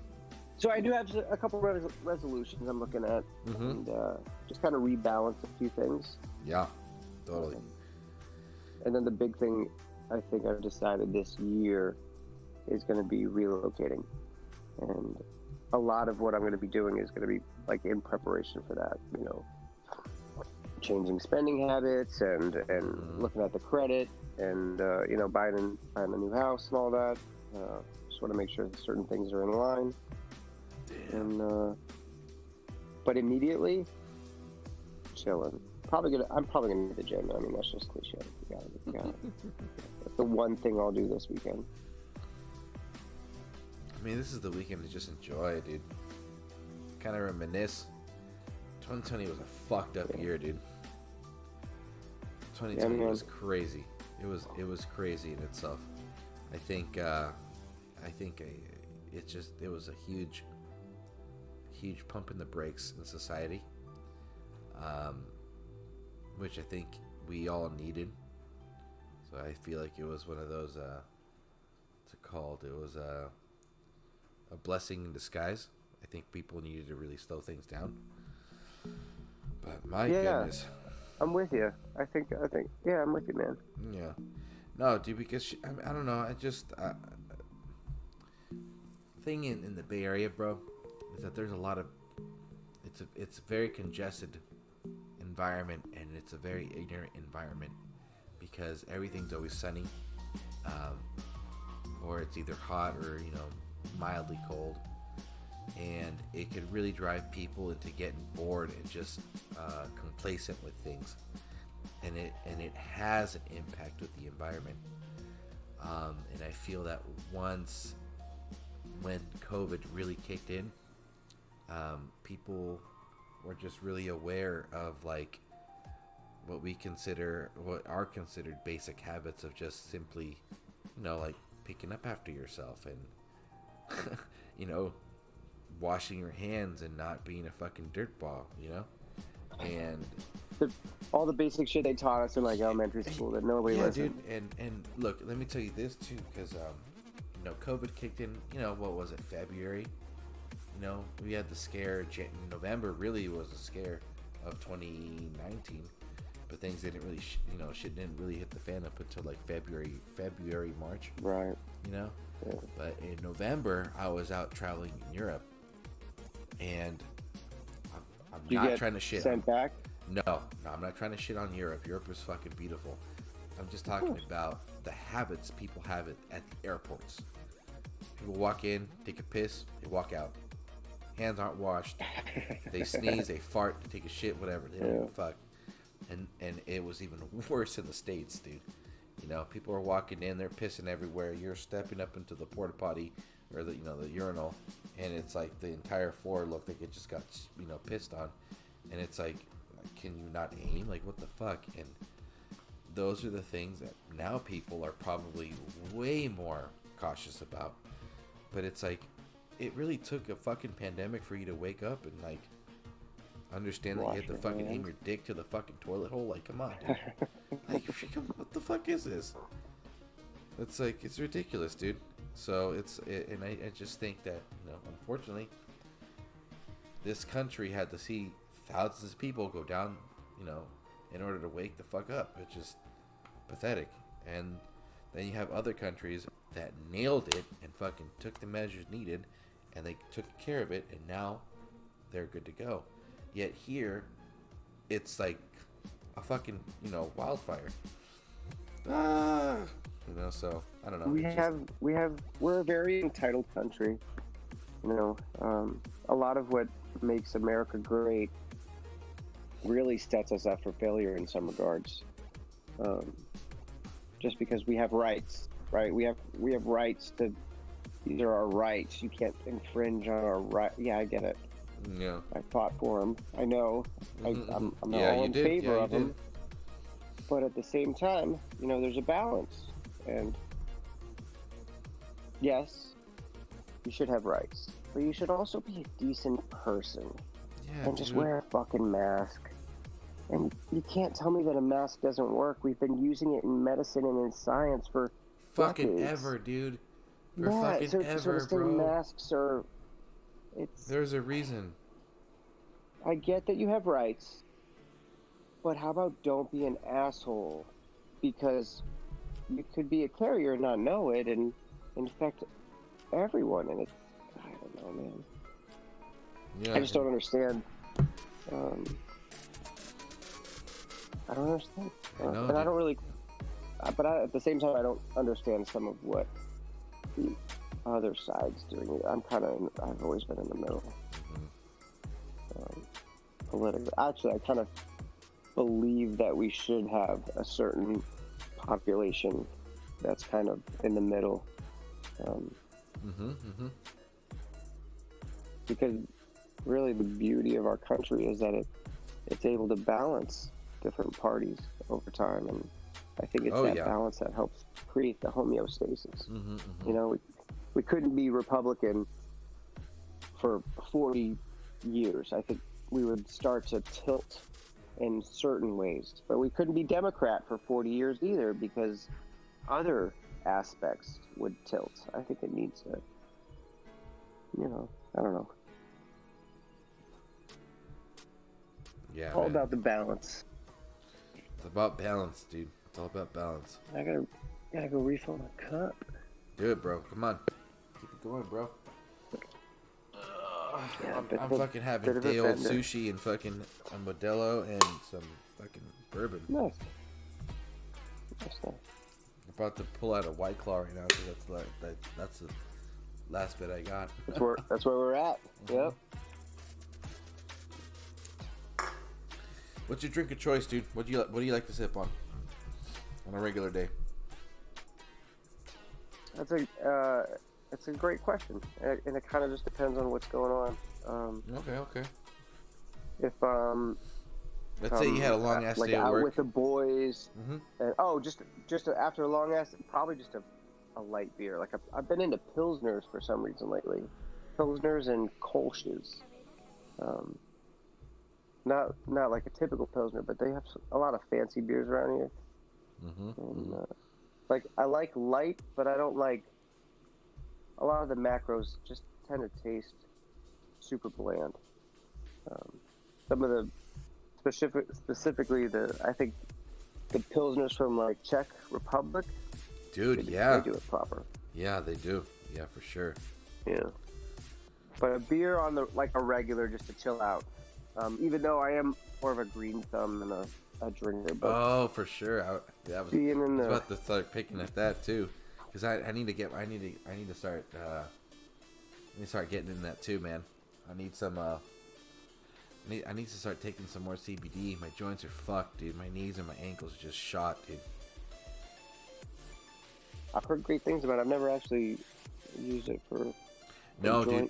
Yeah, well, honestly, for me, the only reason I got into CBD or the idea of it was through a funny, not a funny, but Joe Rogan podcast, right? And I was like, okay, cool, whatever. Yeah, for sure. That's always a good starting point, just to kind of get you exposed to some information. But dude, then all of a sudden, I was like, you know what, dude? I've been reading up that. Well, it was a combination of cold showers, which really fucking work, but CBD as well for anti-inflammatory purposes. And yeah, dude, yeah, they I'll usually have like about 2 drops worth before bed, and the next day, man, yeah, ankles are feeling great, dude. Like, just not as inflamed and tight, and but more limber. But I don't know. For those who are very physically active, sports or anything, yeah, man, I recommend it. Absolutely, it does work, but you have to be consistent with it. And unfortunately, when you start to not feel the effect, and you kind of have to up it a little bit. But even a slight up, does you good, and that'll last for. When you ever increase the level of CBD, I think it would probably last like a good three months, up until you need to like either draw back to kind of like really feel it, or just keep increasing little by little. But wow. Yeah. But yeah. How about you, man? What's your drink of choice? For me, dude, regardless if it's stressful or after a workout, if I want to have a beer, which is sometimes funny, I always go Stella. Yep. Yeah. Right there with you. Yeah, dude. I can never get enough of Stella's. It's a nice crisp light. Yeah, dude, but it has to be super fucking cold. Like, I'll leave it like, yeah. If there's, if I had like, if I went to play soccer and I had a great fucking game, and I'll come home, I'll either go to the liquor store, grab a sixer, and I'll stick one of them in the freezer, shower up, and then fucking after I'm showering, put it down in the fridge part, and fucking just stretch out just to get stretch out. No shower beer? Huh? No shower beer? No, dude, no. I don't do that just to kind of like psych me out, because that weight just makes it taste so much better. I'm a huge fan of shower beers. Like, getting ready to go out, cracking one, drinking a beer in the shower while you're like, oh, dude, that's hella classy though, bro. But pre going out for the night.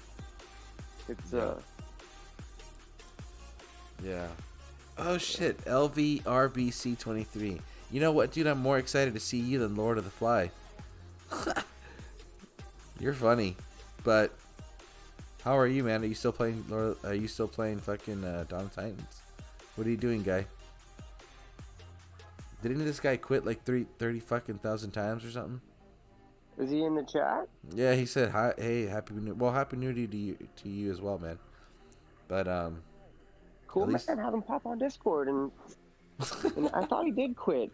I thought he did quit too, man. He's back though. I guess so. He's back pretty. I mean, I'd rather listen to this guy talk than fucking. At least he didn't disrespect people. Shit. Yeah. Seriously, if you think about it, like, it's either you talk to this guy or you talk to fucking Lord of the Fart, but whatever. Yeah, a lot of people feel some kind of way. I've heard, and I haven't seen a lot of his content, but I've heard that maybe a little bit more confrontational than some of the other creators. No, he's just a bitch, bro. Fuck that guy. He talked a lot of shit. I don't like it. Right. No, that's all I have to say. I really, he was. We were trying to support him. Whatever reason, things went south, and I think that when you expose any kind of content to the public, you do have a sense of responsibility to your name and to what you bring out. And especially in 2020, with a lot of people, going through a lot of hardship, the live streams were maybe an escape. But when you bring in toxicity to your streams and you're just constantly ragging on it, and revisiting that same topic, it's like, sorry, dude, I'm not really happy with this kind of stuff that you're bringing up. And, you know, as I've said before, I express myself pretty freely here, and I just don't like the shit that he said, and that's how it is. So, LVRBC, you know, obviously would just put some silly content out there, but he was never disrespecting people. So, you know, I'd rather listen to him. Good so, point. Good point. You know, but, you know, for me, it's like, if people are going out of the way to support you and you literally call them out and talk shit, doesn't fly with me very well. So, I don't know. But anyway, it is what it is. So. Yeah, man, and the internet's forever. You know, you start talking shit about people, there's no need to make it personal, you know? Yeah, dude. Absolutely. And everybody's got flaws, and everybody, you know, nobody's, yeah. I'm with you. I'm with you, though. I think content creators have a certain sense of responsibility. Absolutely. Yeah, for sure. Yeah. You know, and you know, for me, like, there has been a couple streams where it's like I gotta delete it because it got a little too crazy, and it was just the experience, and you know, it is what it is, and I just have to take the responsibility and be proactive and just address it with the individual. Be like, hey, dude, look, this happened. I can't let this happen again. So I'll give you another shot, but after that, if you get out of hand, you're done. So,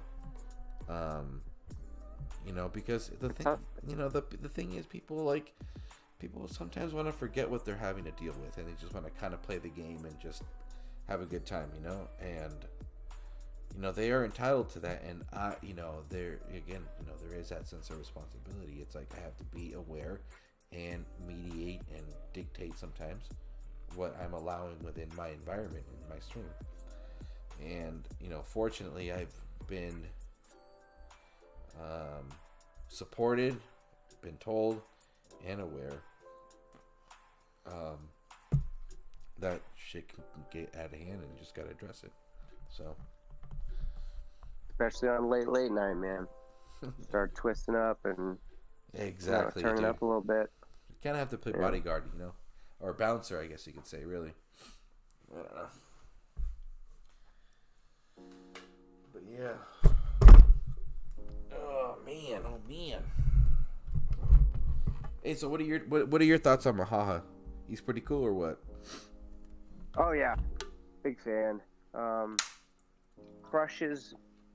I don't know that I've had too much, except for Rostam. It takes forever. Dude, Rostam is a fucking work, dude. He's work. Yeah, mine have gone one way or the other, not a consistent guarantee, and sometimes like to time, and that's just I don't even use Mahaha for Rostam, but found it very effective against a lot of Titans that I wouldn't have initially thought were going to be effective.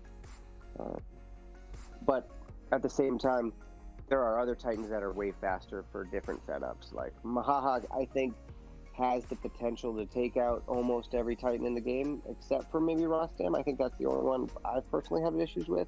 Mm-hmm. But oftentimes there's a faster choice. You know. Yeah, I find myself switching out for Zabava to take out a Hachi, or a Tarhuns to take out another Mahaha, or Ares. Ares can kind of be a pain because certain builds, when you get those spearmen up really high, you don't want to take melee units against. And that's the thing that I really, really loved about the War Gods was that it was really kind of killing the aspect of the need to always speed raid, like, because you can get kind of obsessed with it, you know. You just want that quick raid just to get the results. Let's keep going.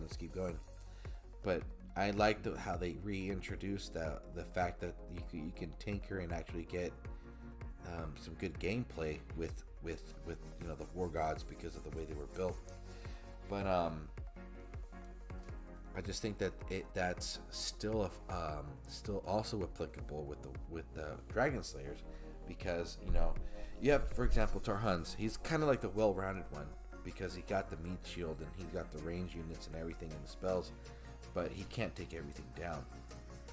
Vice versa, you have the Bava that can kind of take everything down, but there's still some tinkering, and you have to focus on her not getting taken out because you want the aura to do its effect.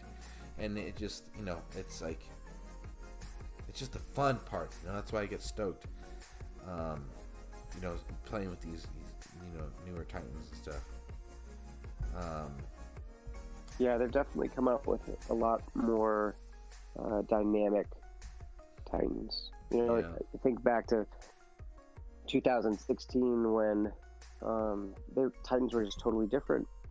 You know, we got a 4-star champion Titan, and you just tried to build that one Titan as strong as you could, and you were running around with a Titan to kill all the troops. Mm-hmm.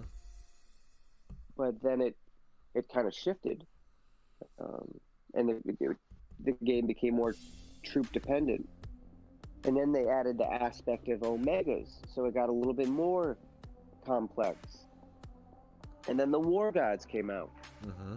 and they started to build Titans that just had different features with the what were they called? I don't even remember what they're called again. The invokes? Invoke, thank you. Yeah, the invoker skills that created a new level of complexity to the game. And now the Dragon Slayers, there's so much going on. It's really it's great how they've continued to challenge and not just make it more and like more and more damage, because at first that's what we saw. We saw exactly regular skills, then you saw X skills, mm-hmm. and that doesn't really do anything for the gameplay. That just makes everything before it useless. Mm-hmm. You know, I'm really curious what they're going to come out with next. You know, it's going to be real creative. Yeah, that's kind of why I've also hesitated, because I think one of the biggest lessons, the biggest lessons with the whole Dragon Slayer meta, was the accepting to skip a generation of meta just to make sure that, you know, you can have an advantage at some point. Because I don't really wish to drop heavy loads of cash into the game because of the lifespan that certain Titans will have, you know. So it's like, I rather just, at this point, my point of view is, okay, get the latest and greatest, prestige it to one, and just enjoy it there. But I'm gonna just keep accumulating so that after the Dragon Slayers, then maybe I can have a slight upper hand when it comes to offense defense, because I've accumulated enough 4-star prestige food for whatever class is gonna come out later, you know. And that's kind of what I've stuck to, because, you know, honestly, it's like, I don't mind dropping money, but I don't want to drop a boatload of money. It's not worth it, you know. And that's just how I am. I am grateful enough to have that comfort. I understand that everybody has it. I can't really focus on that, but that's a reality for me. I can drop like $20, $40, $60, $100, $120 maybe, but it's like, after that, it's like, dude, how much am I gonna really get out of this, you know? So, anyway, yeah, man, mobile games and spending is really ridiculous. Yeah, I mean, you think about a console game, you spend $60, and some of these games are starting to have, you know, add-on content, this, that, and the other. But for the most part, a lot of them, you spend $60 on a game, and you can rock out for a while. Where it feels like sometimes in this game you spend, it's not always $100. Some people pay $100 to complete an event, but you know, a lot of times you're using different methods and ways to bring down the total cost. Like you saved up, or you do a little bit of extra grinding. Yeah. But I think a lot of times I'm probably spending, you know, if not 30,000 gems, I'm just probably spending $50-$60 just buying the things. And if I'm doing it every 2 weeks, man, comes out. I've never understood their valuation. I've never really agreed with their valuation. While I feel that they have a premium product, I like $100 for a Titan. Come on, man. Especially when it's not even useful. Mm-hmm. Oh well, it's not even like the pinnacle. I think what they got Zeus out right now. Mm-hmm. Come on, dude, for $100 like it's crazy. I just don't understand it. Look, I'll tell you this. Absolutely love Zeus. I had a fucking blast with him, and I used him way past his meta, and I still got a lot out of him. But to offer him for $100, dude, and granted, like, okay, you're getting a pretty good relic, but it's like, dude, no, it's like, no, not Zeus, dude. Yeah. And it's not even reskilled. This guy's like, what, a year and a half old now, if I'm not mistaken. Like, what the fuck are you guys thinking, dude? Like, this is crazy. Zeus right now. I don't understand it. I don't get it.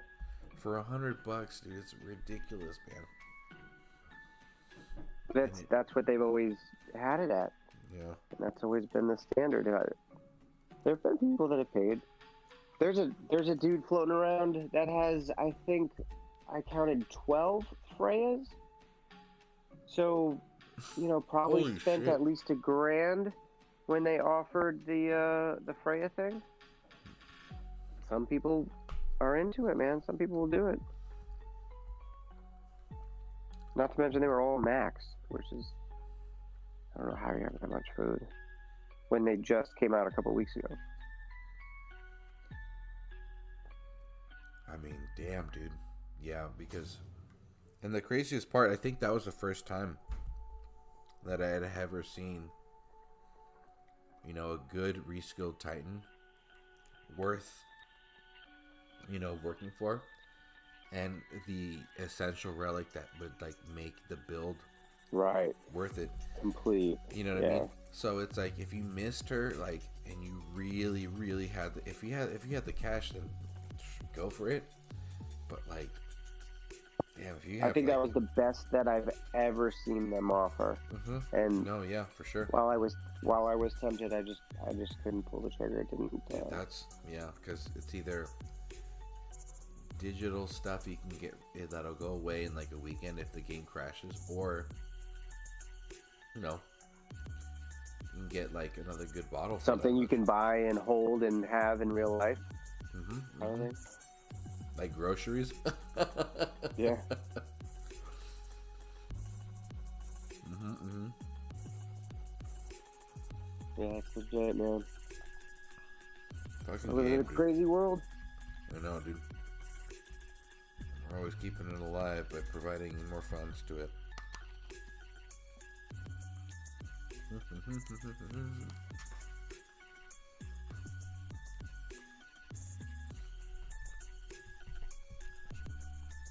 So, other than DOT, any other games you putting some work in?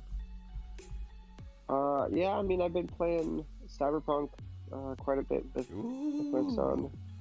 Yeah, well, not with him. It's a single player game, but we both, play it and BS about it. Mm-hmm. So, okay, so help me understand with the whole Cyberpunk thing. They're telling me, I overheard, this was originally a board game. Yeah, man. It goes back to at least the 80s, if not the 70s, but it's not Dungeons and Dragons, but it has similar aspects to it, and it was more like a creative board game, role-playing game, and it was really unique to its time. And a lot of what made it unique is the environment that it created, and the kind of fantasy, futuristic, technology-based stuff that is in some ways coming true, but in a lot of ways we're still really far off. But it creates some really unique options for when you start to. So a lot of it's including cybernetics into humans, right? It's that futuristic, and when you start to combine those two, it just has some really unique options. And I really enjoyed it, man. I beat it kind of pretty early on, and then started a second because one of the games had a lot of negative press, and admittedly so for a lot of good reasons. But I think it just wasn't a finished product. I think it was so complex, and they focused. I mean, some of the stuff is fucking amazing. When you like look at the back seat of your car, how detailed it is, and even the trash is relevant to the area that you're at, and the billboards. It's really, a lot is done really well, and then there's some major fuck ups. Really, I heard it was better. It was getting a lot more play on Stadia over PS5 and stuff like that, or whatever. Well, PlayStation pulled it. PlayStation pulled it from the store. If you buy the hard copy, you can use it. But PlayStation actually pulled it because of some return policy issue. Whoa. Xbox. I play Xbox. That's what my son plays, so that's what I use. They still have it. Game updates. Some of the stuff has been fixed, but I think even with some of the areas, I mean, I play Dawn of Titans. Clearly, I'm okay with non-perfect games, you know. Somewhat of a glutton at times, but it really combines some unique aspects. So if you like role-playing games, if you like even like it's like GTA and Borderlands with a lot of the personalization you can do of weapons, and then it's this whole other RPG game all combined, and it makes for a really exciting game. And the story changes depending on a lot of decisions you make, so I'm finding it really entertaining to play through a second time. And there's parts of the mission that I never saw because I made a different that's crazy. Yeah, I made a different decision last time, so now I'm doing something totally different. It's a cool game. But other than that, no, man. You know, DOT's in my back pocket, so that's convenient. There you go. How about you? Any other games? Any other? Let's see. Do you play on any other platforms? I have an Xbox S, the white one that came out like 2 years ago. Yeah. And I just started revisiting Skyrim. And Skyrim? Yeah, the Elder Scroll game. Dude, that game came out in 2011 for the 360. Got it. Yeah. Hooked, bro. Hooked. And then I think it was like 2011, 2012, 13. I stopped around 2013. Cranked in hours in that game, bro. Hours. And then Fallout 4 came out into 2014? 2014, 15 and a half. Cranked in a boatload of hours. And then I was still playing. I was playing DOT in the background, and then around 2016 is when 2017, I just went full blown DOT, and I just stopped playing console. But I was playing FIFA a lot, lot, dude. And FIFA's a lot of fun. Yeah, it's fun as hell. And but the thing is, dude, I was just fucking. I would lose, and I would smash my controllers. I'd cuss people out on the street, online. It just got really, really toxic to the point where I was like, you know what, dude, I'm over it. Like, I gotta stop. And then I just started sticking to DOT. And then, just earlier this year, I started playing just a little bit Xbox. I got the Halo Master Chief collection. So it gives you like the original Halo, the second, third, and a couple others. I'm just gonna revisit that experience. Yeah, they're just fun games, dude. You know, my brother and I. Yeah, classic games. As for like new games, nah, not really. I just think that they're just so, I don't know, can't really relate to them, and just kind of revisiting old games and stuff, dude, like retro games, I guess you could say. So, yeah, that's about it, dude. Man. Going back to retro games is a lot of fun. Yeah, man, I was just playing fucking My older boy, he got a Switch for Christmas and stuff, and we were playing Mario Kart, a bunch of Mario Kart on the Switch. Oh, classic! Hell yeah! So much fun. That's about it, man. I mean, I'd like to go back and try to, maybe get into some games, but dude, honestly, I'm too stuck into DOT. I just don't even play anything else, honestly. Hey, man. Glad to have you here. Yeah. Thanks. Appreciate it, man. Those good times. Great crowd. Good crowd. Bunch of good people, man. So, it is what it is. I think right now, honestly, for me, I do want to play some good video games, but I don't know. Just been trying to find a good balance of playing some games and just also just kind of focusing on real life, dude, So, yep. Absolutely, bro. Gotta keep balance. Not easy, but you gotta fucking try, dude. That's better than nothing. Let's see. Okay. Got a little bit more showing with this bourbon. Modelo beer's gone. Hold on, let me go get a drink real quick.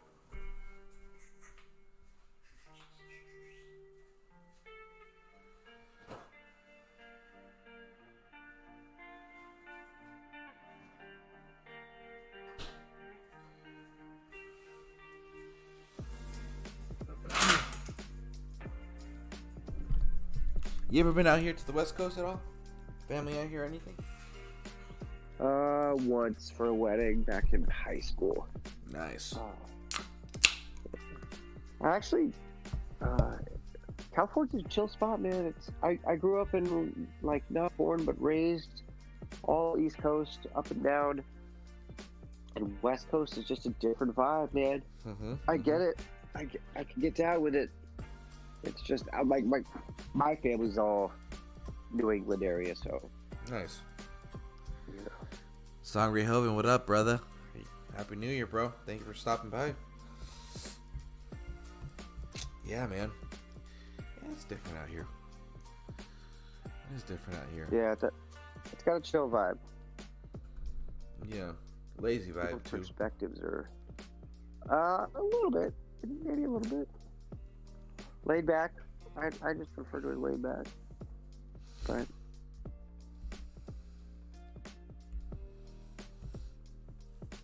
damn, dude, but your winters out there are pretty brutal.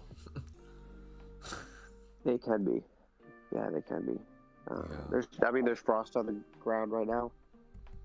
No snow though. But you guys normally, I was out. I got to go be out in New York. I was out in, dude. I gotta hold on. Gotta switch screens. BRB, dude. I was out in New York last year. I'll tell you right now. I think it was by Brooklyn. We went to go party. City. Let's see, hold on. Places. Ooh, I'll tell you right now. We were in Brooklyn, dude. Brooklyn, and then we actually we were in Brooklyn, got like an Airbnb out there. It was me and my two brothers, and dude, it was fucking fun, man. It was so much fun. However, I will say that gentrification is a real fucking thing. It is ridiculous, dude. And I want to say that I felt if you were ever to come out here and you would go to Oakland, you would see, it would be pretty equivalent because it's happening out there too. Yeah, Oakland is, dude. Oh my god, fucking hipsters everywhere, dude. Bunch of fucking hipsters. Wow. So bad, in dude. Oakland? Fuck yeah, Never dude. would have thought that. Yeah, I know. It's ridiculous. It got really ridiculous, and about maybe 2018, a lot of people from out of the area. A lot of these techies were just getting all these spots in Oakland for dirt cheap. and Yeah. and you know, they're all working for like, you know, Google and Facebook and all this kind of shit, and you know, paying dirt cheap rent for like, you know, an apartment because it's the Bay Area, whatever. And yeah, dude, gentrification, man. They're just getting everything. Everybody was getting kicked out, and people were getting introduced, and that's how it was, man. But when I went out, to, you know, to that Brooklyn area, because we were pretty close to the Brooklyn Bridge, like pretty close, and But you were down in what's the name of that? Like I don't remember. I'm still a little foggy. But I think the area actually Brooklyn, I think got hit the most significantly with gentrification. A lot of the pretty smaller bad neighborhoods in Brooklyn. Yeah, well, Brooklyn was a really rough place. It has been. It still is. East Brooklyn is still ridiculous. Yeah, we were up the street from this pizza spot, this famous fucking pizza spot, where all like the fucking like, you know, all of the a bunch of celebs go to. There's a picture of J. Cole with one of like the cooks out there. Nice. Let me see. I'll tell you right now, dude. Oh man, I can't find it. Hold on. No, it's just telling me it's just Brooklyn. Best pizza in the city, in my opinion, which is very biased because it's convenient. Right off 125th in Harlem, there's a pizza spot like not even a block from the train station, and it's $1.25 for the biggest slice you've ever seen. If you're just purely utilitarian and hungry, it's fucking huge, man. It's like half of a normal pie, and it's $1.25. You know what I mean? It's so dirty cheap. Yeah. But New York's got a ton of great pizza. Oh, I think it's dude. Yeah, and so the thing was that my both of my brothers, they planned it, but they were like trying to go to like, you know, like the fancy like, you know, landmarks and shit like that. And I was just trying to find hole in the walls, you know. And they ended up leaving, so we were there Thursday through a Monday, and they left Monday like at like 4 in the morning, and I didn't leave Monday until 7 in the evening. So I just started fucking walking, and I found, so there is a Supreme skate shop out there that has like a big old bowl. I don't know if that even rings a bell, but Supreme shop. And there's a bunch of other skate shops that I went to just to like visit and stuff, and get like, you know, like a jersey out there, or like, not jersey, I mean like a t-shirt and stuff like that. And then found a fucking phenomenal dive bar that just was playing like a bunch of punk rock, and then like a pizza spot that had the greasiest fucking cheese pizza I've ever had. It was so fucking good, dude. And I think it was like, I don't know, it was like $2.50 probably, I don't know. But it dude, everything was a walking distance, man. It was so much fun. But yeah, man, it was cool. It was a good time out there, good time. But the gentrification, bro, I'm not kidding you. It was ridiculous, man. And yeah. Oakland got hit pretty hard. You know, you're seeing a bunch of fucking 23-year-olds walking around with like fucking, you know, sleeves tatted up and a bun, tight pants, flip flops. It was ridiculous, dude. It was funny as hell, though. Yeah, and they have like one good fucking what is it called? Like not a pub. What the fuck is it called? Like a brewery or whatever. Brewery. Yeah, fucking beer brewery. Did you go to any of the breweries in Brooklyn? I did. Because it sounds like you. Williamsburg is what I was trying to think of. Right near, kind of near the. Yeah, Williamsburg, but then we were out in Bushwicks too. Oh, but yeah, those Bushwick. areas got hit real hard with gentrification, and it's. I mean, some of it's really sad, but at the same time, it's progress, and it's New York City. Like the whole fucking city seems like it turns over every few years. I can't tell you. I don't think I've ever made a trip to the city and not seen some sort of significant construction or some new building being built. Okay. The whole it just flips. A hot restaurant 6 months ago doesn't even exist anymore. Everything turns over pretty. Not always. Don't get me wrong. There's some iconics and there's some staples, but it changes a lot. And it sucks that some old families that have lived there forever can no longer afford. But at the same time, it's kind of inevitable with progress. Yeah. And the Bay Area saw that from 2010 up until now. It's been a good 10 years where it was, because, for example, where I live, I'm like maybe a 50-minute drive from where Facebook main campus is, and then maybe so when that came into town, you guys are just flooded with extra money, and everything, the cost of everything rises, right? Dude, but look, where Facebook got established, the area. Just read up on East Palo Alto, dude, and you'll realize how crazy shit was back in the day, and how dirt cheap they got all that stuff, and the fucking boonies, dude. They bought the land. Yeah, the land was just East Palo Alto. From 85 to 95 was just it was like Detroit back in the day, dude, where it was just going. Just going crazy, dude. So Facebook, found some land out there, and they fucking established themselves, and these cheap homes that were like $250K, $300K, skyrocketed in value to like 1.5 million, 3.5 million in under 2 years. You know what I mean? So it's but these neighborhoods were fucked, bro. You didn't go. No way they're gonna hang on. Yeah, you didn't hang out there. They got steamrolled. Yeah, but Facebook established itself, and they didn't have to tear anything down. It was just the fact that they found this one spot, and everything, and the people that own these homes that were renting them out super cheap were like, oh shit, I could really cough up a lot of money if I just sell it. So one sells, the other sells, and it was just like a domino effect. And then you have one of the shittiest fucking school districts in the environment, in the area, just get worse because all these kids are just fucking leaving the environment. They're just leaving because it's just too expensive to live there. Caused a fucking scene out here, dude.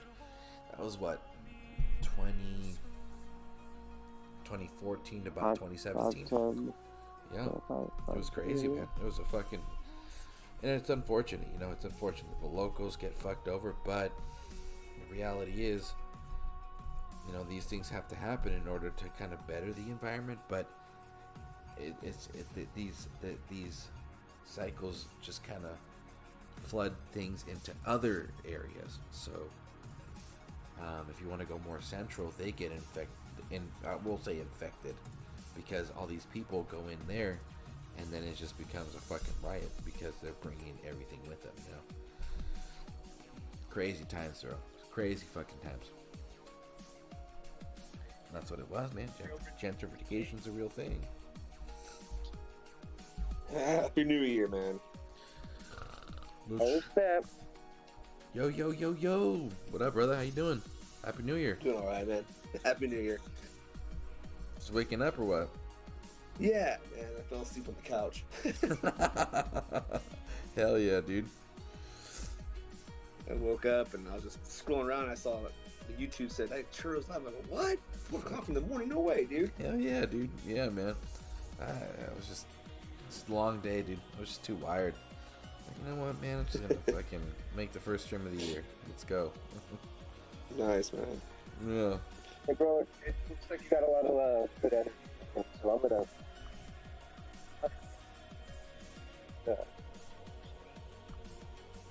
Sorry, bro. You're cutting off. You jumping off? Yeah. Yeah, bro. And you got DARKSIDE on, man. Yeah, there we go. There we go. Tagging out, bro. It's all good, man. But hey, appreciate you hopping on, dude. Yeah. Y'all be good. Have fun. You too, man. See you, man. Later. All right. Passing out on the couch, Darth. How you been, now? Everything good? Doing all right, man. Yeah. Honestly, you know, was just doing a thing and got a new puppy, so it's been keeping me kind of going. And it's like a freaking baby, man. Dude, it is, bro. It is, absolutely. But I think you were telling us about it. You got the specific breed you were looking for? Yeah, we got a Belgian Malinois. Ooh.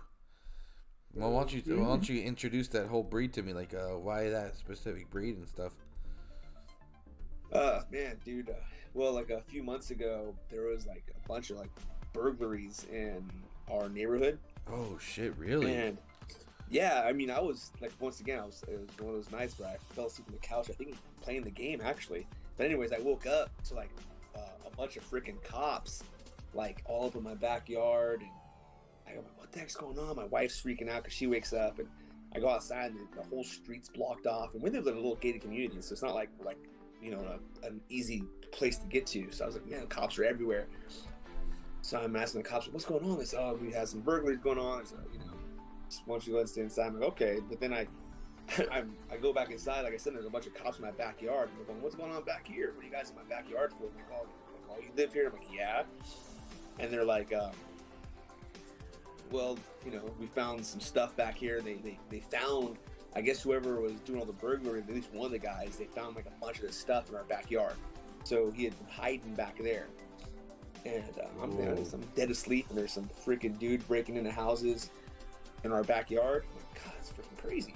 Yeah. And so my wife was all freaked out, and you know, we have an alarm and stuff. But I mean, I guess like the next day she was doing some research and talking to some of the neighbors, and I guess they had broken into like 5 houses or so, or maybe more.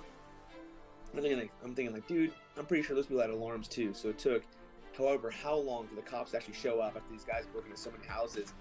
I was thinking, what if I wasn't here? You know, this guy's in my backyard, with all those glass windows, and I have my wife and my kids. So my wife and I started talking about getting a dog, and I said, well, if we're gonna get a dog, I want one that's, you know, very well trainable, but I also want to make sure that if someone makes the mistake of coming in the house, they're not leaving the house, man. This dog is gonna take care of some business. Yeah, absolutely. So, yeah, so it's like a smaller dog without a question. My mom has one of those wiener dogs, a Dachshund, and she's like, why don't you just get one of those wiener dogs? What's a wiener dog gonna do to a friggin' home invader, dude? Yeah. I mean, obviously, I know the odds are small, but it was just more of a peace of mind thing. So we did a lot of research, and I was looking at dogs, and it just kind of checked all the boxes. You know, it's really well trainable.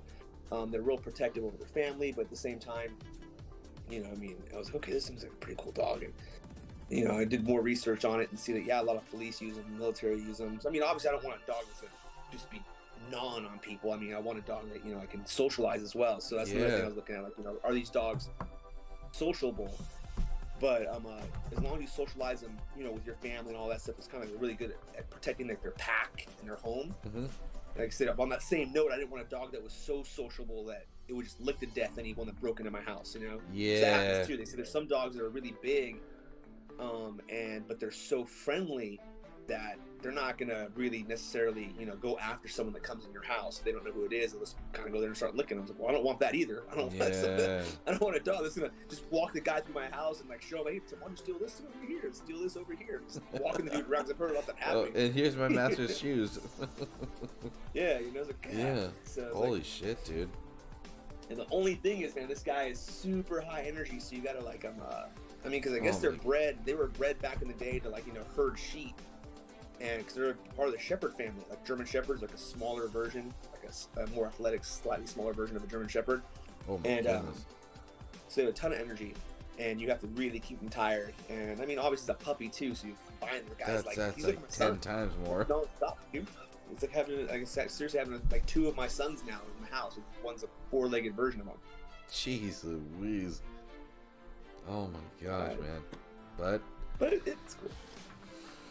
Yeah, dude, it's the craziest shit, man. Yeah.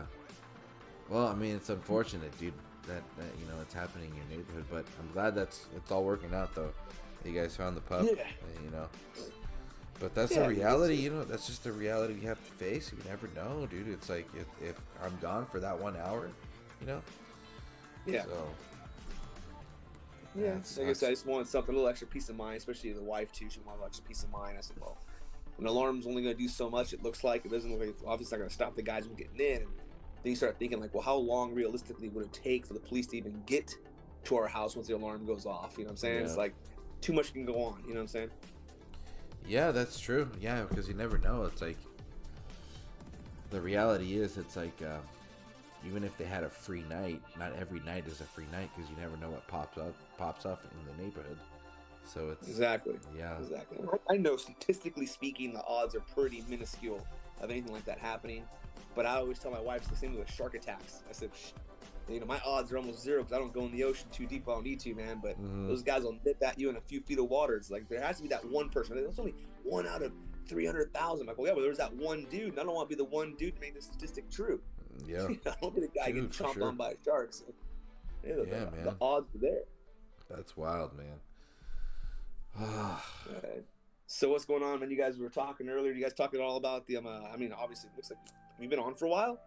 Dude, yeah, I've been on for about to hit 2.5 hours. You know, you probably already covered then the craziness in this event, man.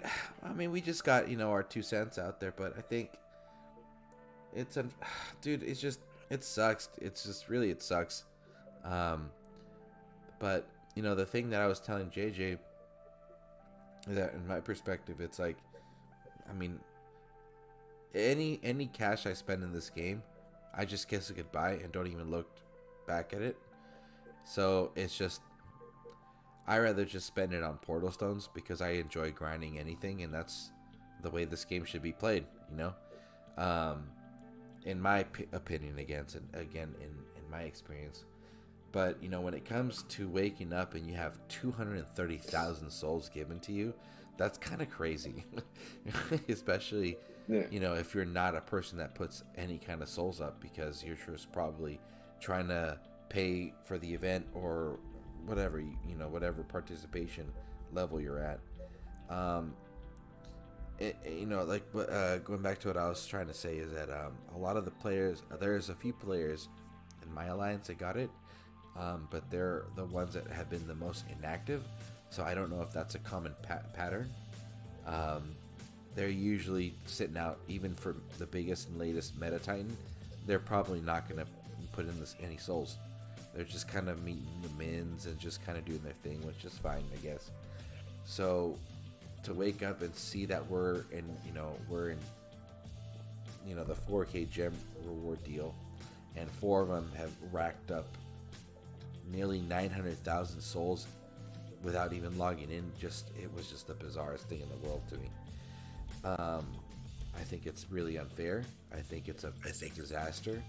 I don't understand why they can't just fix it. I just don't get it.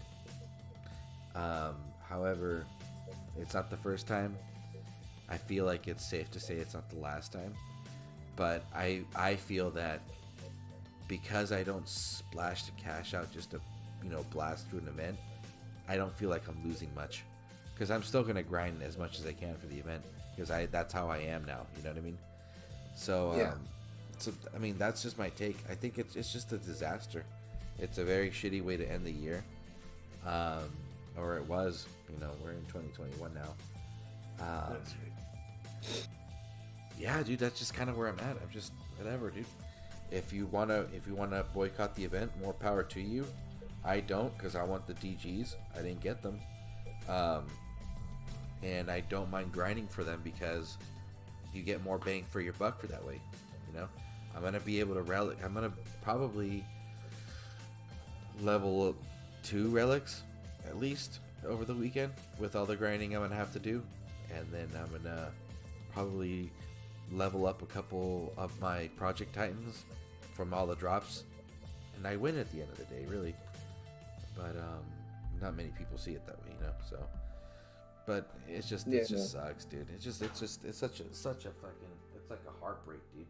Because I think for me, it's, I mean, I understand, you know, problems can happen, you know, and you know, there's gonna be glitches, and I think someone mentioned that they were doing maybe a server transfer, and that could have been one of the reasons why this happened, and something went wrong with some numbers somewhere. But that doesn't bother me as much as the response that, you know, I've seen from people posting from Natural Motion or Zynga or whatever customer service person we're talking to. The response they gave back is basically like, "Hey, too bad, too sad," and, you know, there you go. You know, and I can understand them up, like I said, once again, up to a point. what bothers me, I guess, would be like, since like a lot of my videos, right, are geared towards people that are grinding. So I'm dealing with a lot of free to play players or people that want to get more bang for their buck. And you know me, in all my videos, I'm a huge advocate of, hey, get yourself a 4K gem team if you're someone that doesn't like to spend a lot of money. And that's impossible. This event for anyone, unless, like I said, your team happened to fall into it. Dude, but yeah. No one's gonna sit there and spend that much time and money, to grind or to get the souls to try to compete for that spot now. Because I mean, why would you? We're talking millions of souls. Yeah. I mean, more than any other event that's ever happened. I mean, I think Vintage earlier, in one of the earlier streams today, I was listening, or yesterday, was saying like, I mean, what the highest event we ever had, I barely even broke 2 million souls. So to sit there and compete, is just insane. It is insane, bro. They literally gave themselves the highest soul count for an event ever. Yeah. Like 11 million souls. Like, I mean, Ian Gura was like what 2.1. Like, and only one team broke that. Like, it's just like, you how much money is it really gonna take for a team of 50 players that are all in for it to reach 12 million souls? Like, who's gonna want to do that? I mean, you're talking like what? I mean, right now, just broke down. Each player, theoretically, of all 50 played, is 220,000 souls each. That's 200,000 souls past finishing this event. Nobody would spend that kind of money. There's no point, dude. And they're impossible to grind that many souls. Yeah, so it's just craziness, man. Yeah, it's just craziness. It's unfortunate, but and in the comments I put in a couple of the Discord chats, I'm just literally laughing my ass off because I'm just like, this is a joke. It sucks, and you can't hate on it. For example, I think of a lot of those big alliance leaders that spent hours coordinating a lot of players and trying to fit them in the right situation and the right teams, to reach certain goals, and all that work goes down the drain. So it's like, what's the point? Like a lot of these people, and obviously I think about like D and Val. I think about anybody else within NTG, a Steeg for me as well. If anybody had done any kind of organization, it's like, dude, like, what's the point if this shit's gonna happen? And then it only hurts them at the end, because it's like, well, what if they decide to do this again for another event? What's the point of it getting organized if, like, for example, for our team, more than half the team doesn't have to do anything, because they're gonna get 4K gems at the end of the season, and they could literally get maybe an attack in, and we're not gonna lose rank. No one's gonna put in the work. So it's just it's unfortunate. So that's kind of where I'm at with that. It's stupid. I don't like it. It's like the icing on the cake, dude, to all the crud that's happened these last few months. You know what I'm saying? Yeah, it's for like, sure. One thing after another, and like their responses have gotten like more and more as like almost they don't care. You know what I'm saying? Like how everything kind of happened. I mean, it kind of all started with the whole meta reset, dude, and how they handled it. And then what was it, like the changing of skills and all these things have been going on, and players complaining, and we're like, okay, we'll give you another chance. And then this happens, and you're like, dude, really? And then and like I said, the problem itself was the problem. I understand that, but what really I think is making a lot of people salty, and it makes me too, is just their response. And I mean, I'm hoping, I'm pretty sure, I mean, there'll be a better response here once the week actually starts. Maybe like some, they're gonna, hey, that was, apologize for the response. Maybe it was like some poor intern that responded, and they wrote that. It was, we worded our words poorly. Here's a reward to everybody. I just don't know what they could offer that would, no matter what, nothing they offer is going to make everybody happy. There's going to be still people that are beyond mad, you know what I'm saying? Yeah. Like, this is just their excuse to finally quit the game. They might want to quit for a long time, and now they finally have their final reason. Like, I'm done. Yeah. I mean, if Zabava wasn't a final reason, this is another good reason to fucking quit the game, really. Unfortunately. I mean, for me, it's just like, the only response I think that would be close to fair It's just literally giving everybody the event. So if just give everybody the event and just start Conquest on Saturday. Just start Conquest on Saturday and let it carry on over the weekend and then into the scheduled days. And at the end of the day, that's just going to help because that's all cat ping pong people could do for almost for a week. So exactly, and I think do that and make it where like they did that one time where everything's only one portal stone. So exactly, attacks are only one portal stone. It's Conquest all week. Here you guys go, man. Just crush it. Yeah. Get yourselves going. They don't lose anything. The activity is going to be there. You know how much time people have available right now, especially in our in the States right now. There's a lot of everything's closed, and if we're going to be putting in any kind of work right now, this is the time to do it because we have time. Everybody's at home. No one's traveling. Not many people are traveling. People are willing to put in some cash for portal stones. Dude, you're going to still make money and you're going to still get activity, and that's what's going to make your game better. Just bite the bullet, dude. Fuck it. Give everybody Hachimen and everything in the game. Give them all the DGs and then start Conquest on Saturday. Just keep it. And just have everybody take advantage of it. Level your relics.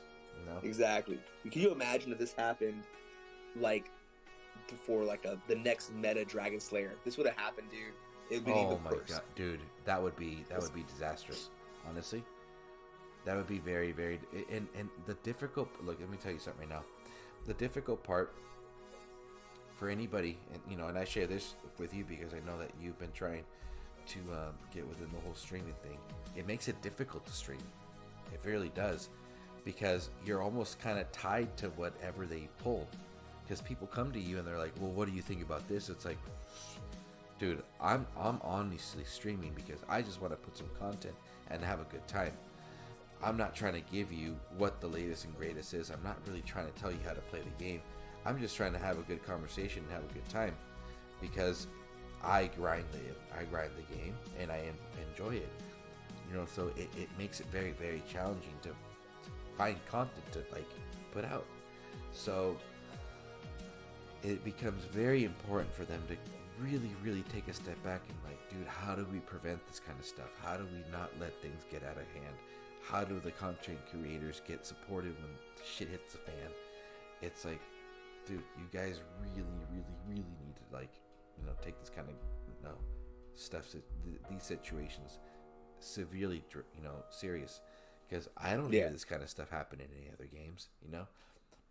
I was just talking to JJ, and I was telling him, one of the biggest things that drew me into this old game that no longer really exists, Durango Wildlands, this whole prehistoric themed game, was that they jumped quickly, dude. They jumped super quick into any kind of hiccup, and they would shut down the servers, and they would just say the game is inactive from this time to that time, so no one had any access to it. But what did they do? They just went in there, they sent their tech team, and they tackled whatever game, whatever issue in game was present. They resolved it, and what happened? They sent out compensation packs so that when they came back, the time that they lost was compensated with rewards or XP or whatever. I'm thinking that's great. However, unfortunately, that wasn't mediated and organized and done, I want to say, maybe the best way it could have been, and it was their own kryptonite. However, they still addressed things, and it really kept the crowd, and people were like, man, this sucks. And now the game is like a sandbox version of it, and you can just play it however you want, when you want, which is great. But it's just how is it that these games can make that happen? And Dawn of Titans, guys, come on, dude, you can't let this kind of shit happen. It's unprofessional, first of all. Two, it's an easy fix, but you guys don't do anything about it. So it's ugh. Such a... Sometimes I wonder how much control do they actually have? I mean, because you got the Dawn of Titans team, and they're part of Natural Motion, but Natural Motion is part of Zynga now, right?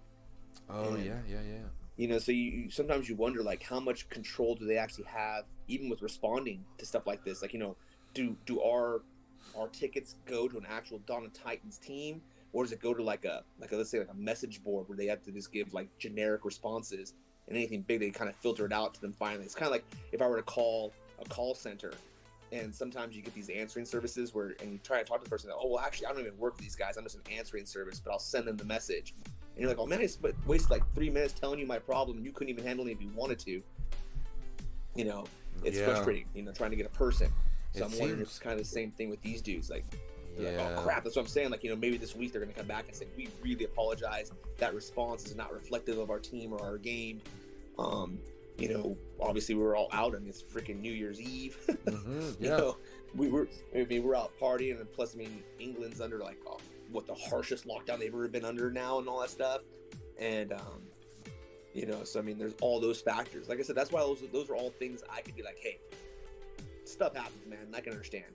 But the response you gave back to players that are genuinely upset about this was completely unacceptable, and someone needs to rectify that. Yeah, those responses are pretty lame.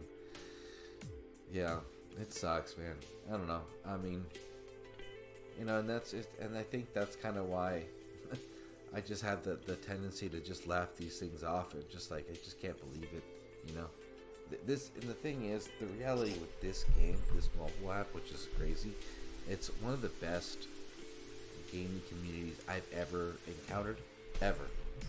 Like, the fact that I could, message someone and be like, hey, dude, like, I'm having the trouble with this, and then they'll just provide you resources. Like, hands down, Yuki with the DOT database, if that didn't exist, I wouldn't bother playing this game. Like, I wouldn't have an idea how to build things. I wouldn't have the ability to play with relics and understand how one compensates the other, maybe one overpowers the other, maybe one doesn't really support, like all that tinkering stuff, because it's impossible to own every single relic in this game. So what do? We go to the website and we kind of play with everything, and then we plan accordingly, as a player should, But and it just boggles my mind that they just let everything slip. But I don't know.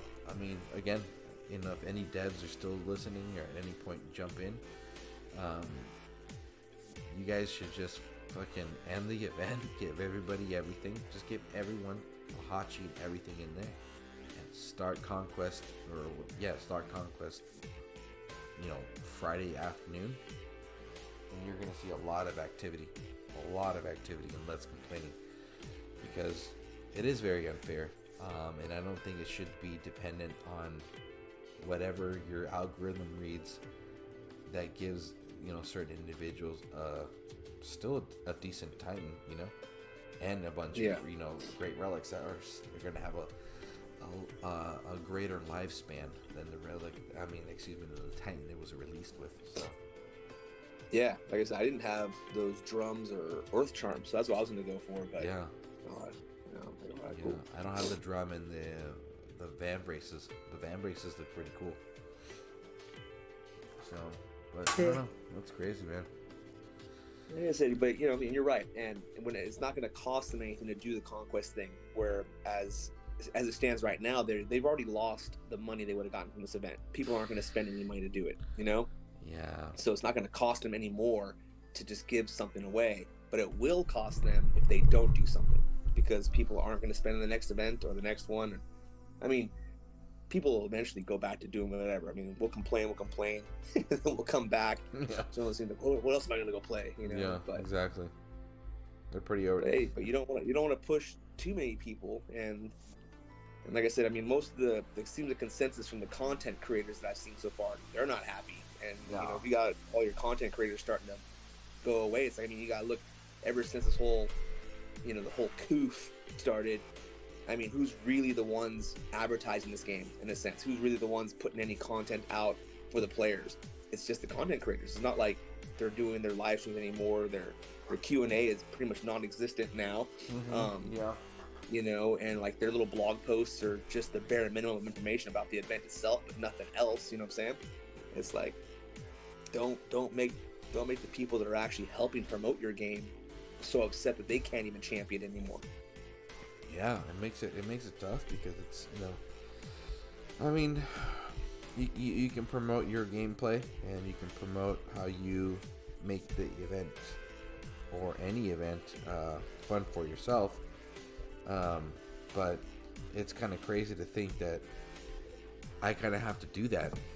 I have to go to that extreme, and that I have to get that creative in order to make this game relevant to anybody when, they don't address the things that they need to address.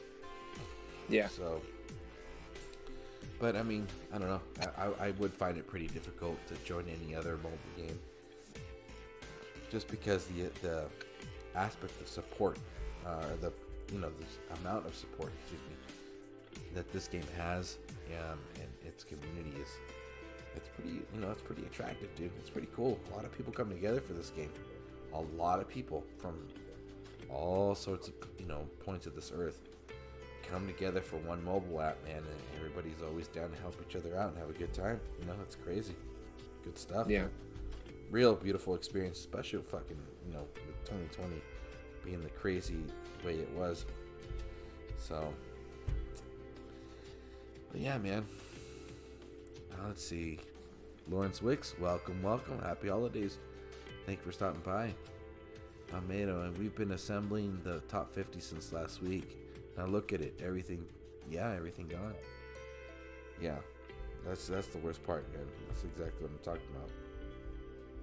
Well, especially for the free-to-play players that is hoping to get, be part of the team and get the Hachi, as part of their team.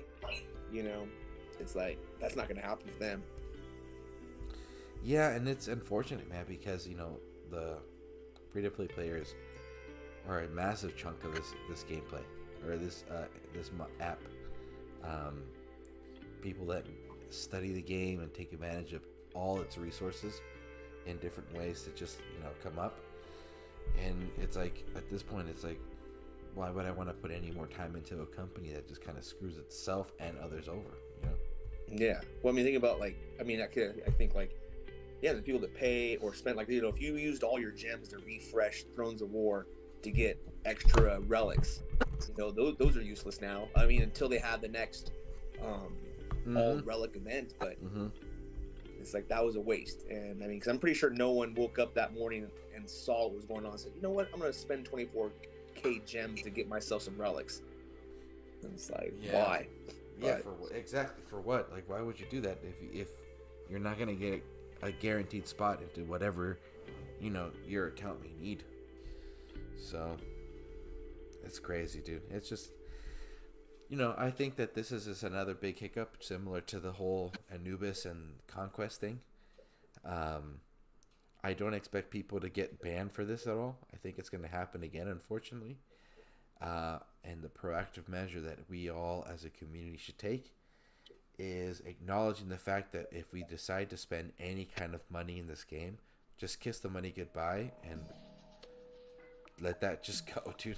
It's not worth stressing over it. You're not going to get it back. You've signed it off the second you hit OK on the rights or whatever the fucking agreement is. And, grind events, dude. It's the best way to fucking play the game. Your shit's going to get leveled. That's the way to play it. Just got to, designate some time for it. So. Yeah. But, other than that, it's an interesting way to start the year. You got any fun plans this weekend, Darth? No, man. You know what? It's one of those things, right, where nothing really feels the way it normally would feel. I mean, the way time's gone by. My wife and I were talking to school for the kids starting again here. Next week? I think it is, or this weekend or Monday. And I was like, oh man, dude, I want school to start again, but it's all been online. I said, well, you really think about it. How is that any different than the quote-unquote vacation we've been on for the last 2 weeks? The kids plop in front of a computer, and I mean, granted, you have to wake up a little earlier and make sure they're online, but it's not like anything's different. You know what I'm saying? It's the same thing every day. I mean, to the point where I don't even know what day it is anymore. It's the same day. It's Groundhog Day. So I didn't even think about making plans. It's like, I haven't done anything. What I want to do, I think, is I told my wife, I have to sit down. Like, we haven't done any resolutions, nothing. It's like, So I think I'm gonna do that this week. This weekend, I'm gonna sit down and really try to map out some of the stuff I want to accomplish this year. That's probably what I'm gonna do this weekend. Damn, sounds like a plan. I think for me, I'm about the same page as you. Just kind of take the time to take advantage of the time off just to kind of plan, you know?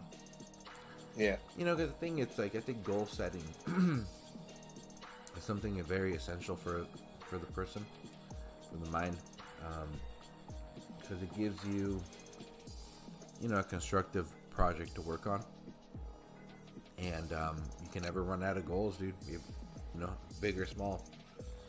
Yeah. And that's kind of where I'm at as well. You know, I'm taking a big step back in the game, ish.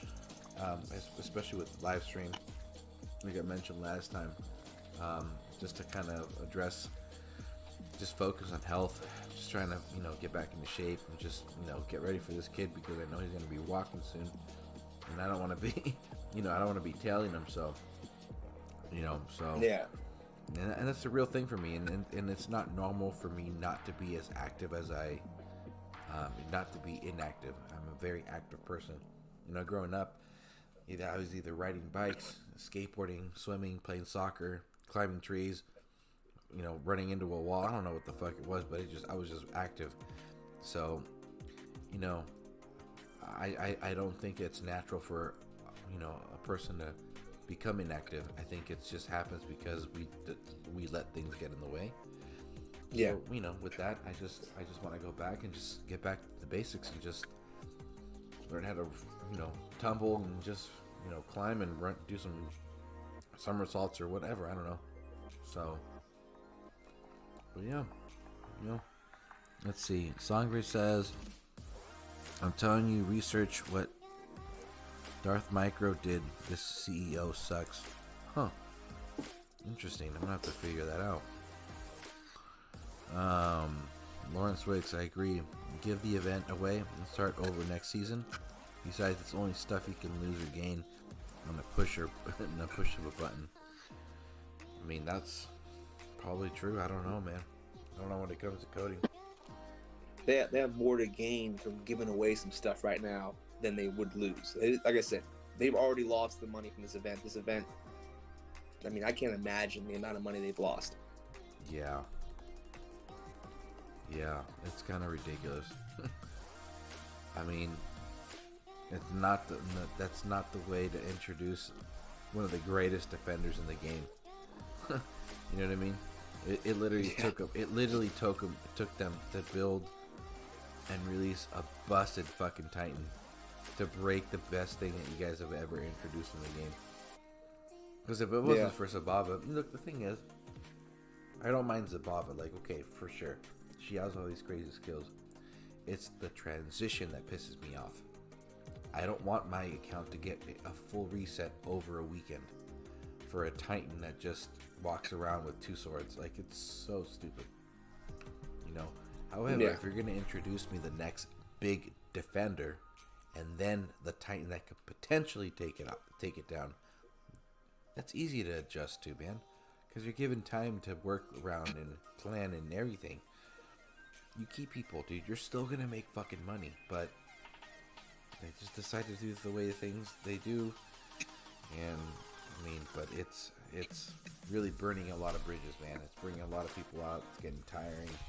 A whole nother meta flip is just, it gets expensive and it just gets too exhausting to keep up with, you know. So yeah, hopefully everything gets addressed. But yeah, they made things more expensive for us by introducing prestige. I mean, granted, I like it because it's an extra skill and something else to do in the game, but it does make the game more expensive. It does. You're having to sit there and invest those Titans, and it's not like you can get them back in any way. You know, I mean, it'd be interesting if like let's say they allowed you, let's say you prestige a Titan all the way to level 10, and then at least maybe if it gave a little more extra prestige boost if you use that Titan to prestige another Titan. Like say, hey, you know, this guy's worth, you know, if you have a fully prestige Titan, he's worth at least 5 levels or I don't know, something. So you won't feel like you wasted everything. But they're not, unfortunately.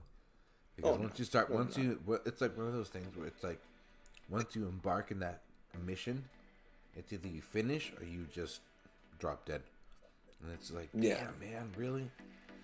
So, let's say he is a streamer who started a 1-star rating war on Raid. It got the attention of the stockholder CEO. Got let go. Things changed for the better. I'm gonna have to look this up, Sangre. But Sangre, you're also a huge pot stirrer, so I don't know if I'm gonna believe everything you're saying right now. So love you, dog. Hashtag 1-star review. There we go. All right, man. Well, you know what? I'm gonna start wrapping it up because I'm actually finally falling asleep, even though it's what, 5:30. Probably got a good 2 hours. Whatever. Who cares? It's only Friday. But Darth, man, appreciate your company as always, bro. And honestly, dude, your earlier video, beautiful, bro. Your content's always fucking awesome, dude. So much fun. Oh, thanks, man. Dude, Thank always you. so. It was so creative, hilarious. Love it every single time.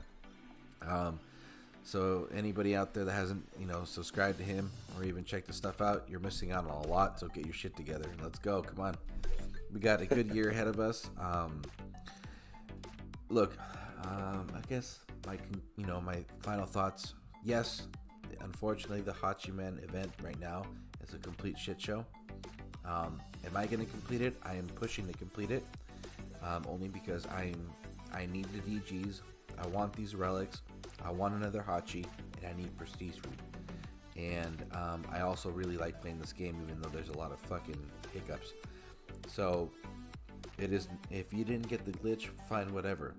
But if you need the stuff, it's still worth it. So disregard all that nonsense. You can still get something out of it. And the only thing I'm going to say, if you want to spend money on this game, spend it on portal stones, because it's going to pay way more off in the end than it would be if you would just spend on the booster packs and getting the Titan that you're never going to max and relics you're not going to level. So grinding is the best way to go with this game. And then let's see, so it's Friday. I'll be back later today. So it's 5. I'll be back probably around 7 or 9. One of those 2 times. You'll see the post. And then, yeah, man, we'll just keep it going. We're going to make 2021 a greater year. We're going to have a good time. And it is what it is, man. Yeah. All right. It is what it is. Any other thoughts you want to share, Darth? No, man, just, hope everyone has had a good new year, and I hope everyone has a great 2021. I was wishing the best for everybody, Yeah, best absolutely. for the whole community, best even for the devs and those guys if they get back to it. And I don't know, man. I mean, you can't tell me those guys, the guys that really put a lot of work and love into this game, don't want it to succeed. Of course they do, you know what I'm saying? For So sure. hopefully they have the opportunity to come in here and do all the stuff they want to do. Mm-hmm. Absolutely. Yeah, for sure. Sangre, always a blast, dude. Lawrence, we'll talk to you guys all pretty soon. Everyone have a good start to the 2021, and I'll see you guys in a few hours. Later. Awesome, man. See you, brother. Later.